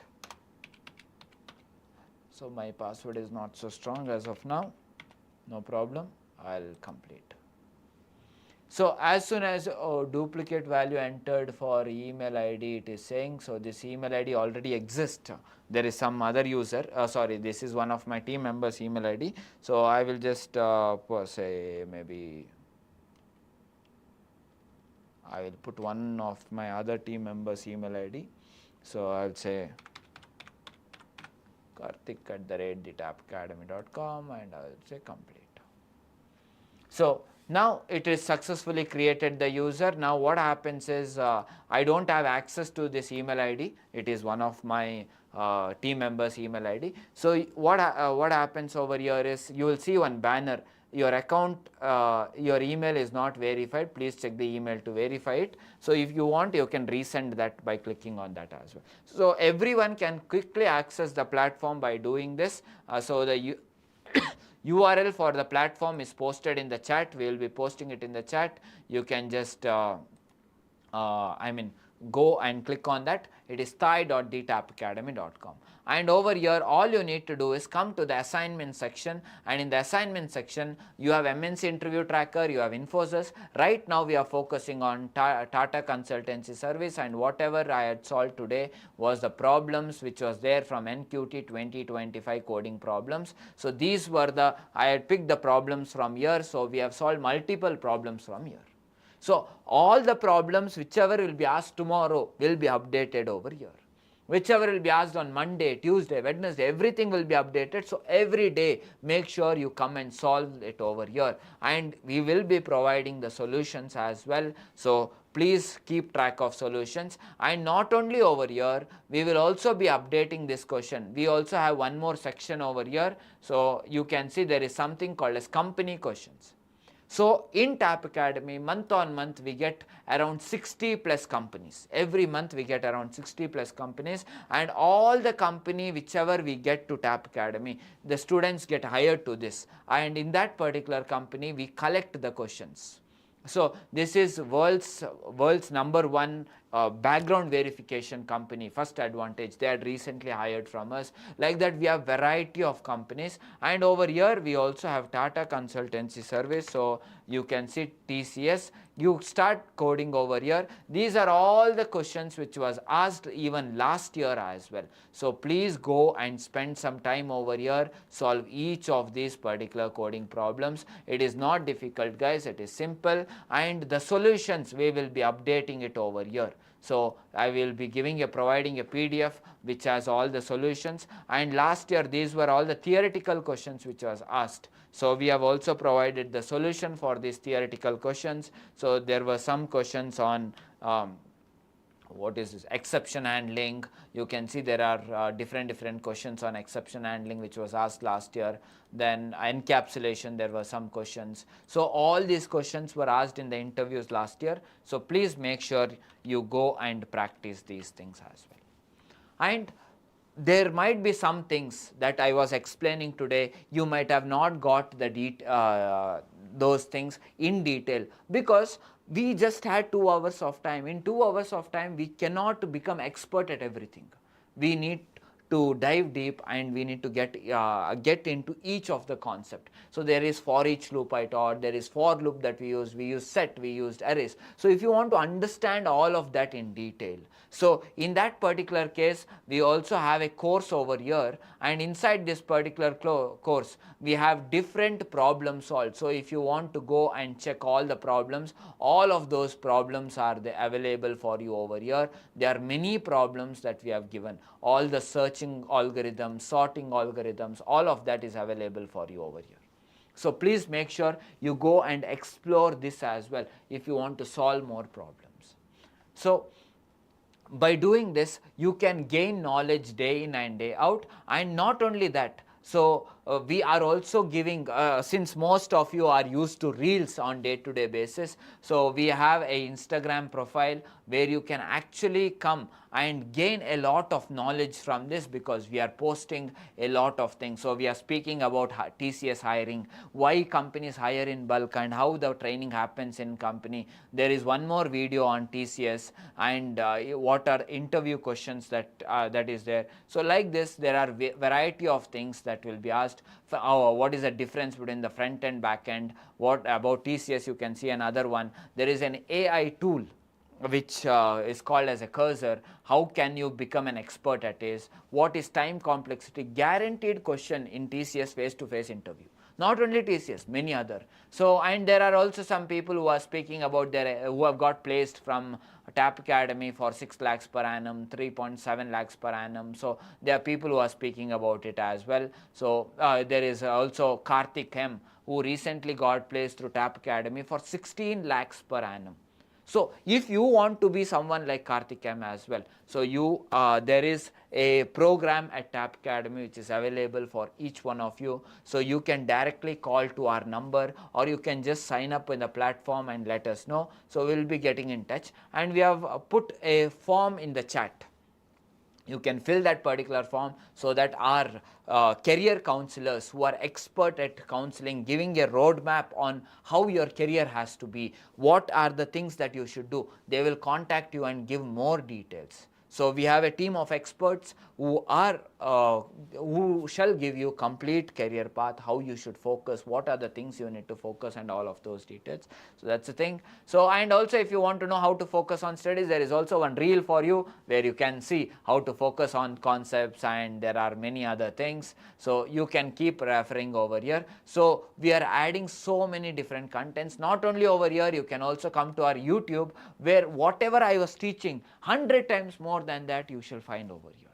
So, the complete complex type of questions which is asked for 10 lakhs, 12 lakhs, even for 30 lakhs per annum package, Adobe, Microsoft, whatever questions was asked, all those things are available as videos over here. So, even the YouTube link is posted in the chat, and in fact, you have already joined through YouTube. So, if you have not subscribed, please subscribe in the YouTube so that you are notified whenever a new post comes up, and we will be conducting multiple sessions like this. And if after you subscribe, please make sure you also hit the bell icon for all the messages, so whatever we post, you know about that particular thing. So, those who don't know, I have just showed how to subscribe and hit the bell icon as well. So, we will be conducting same like this for TCS once again if we get a new set of questions, maybe in the next week or a week after that, so that whose interview is maybe after a week, you will get more set of questions. And at the same time, when there are other companies coming up, so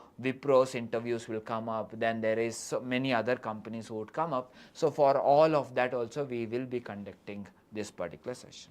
So, overall I hope you all enjoyed the session. If you have enjoyed, please put a message saying enjoyed, so that I know that you really enjoyed the session. So, if you so you can just mention that in the chat so that I know that you have enjoyed, and we have also put all the links in the chat. So, please go through those particular links. So, I hope all of these things are completely clear to you. So, still, if you want to learn anything in detail, if you want to master Java, or you want to do projects of yourself, and in case if you do not have sufficient placement opportunities right now and you want to get more placement opportunities, then TAP Academy would be a place for you, where we will give you end-to-end solution till the day you get placed. And over here we give unlimited placement opportunity for the student. So, in a month around 60 opportunities is what you will get. Probably you may not get this in a whole year when you are in college. So, this is what you get at TAP Academy. And recently the students of 2025, there are around 6 people who got placed into Zeta from TAP Academy for 16 lakhs per annum package, and even you are 2025 graduate. Today you could have had it. The only difference is they have come to TAP Academy, learned the things from scratch in detail, and that's the advantage. Whereas you are you are only attending the workshop. So, I hope each one of you enjoyed the session. Thank you so much, guys. Have a great day.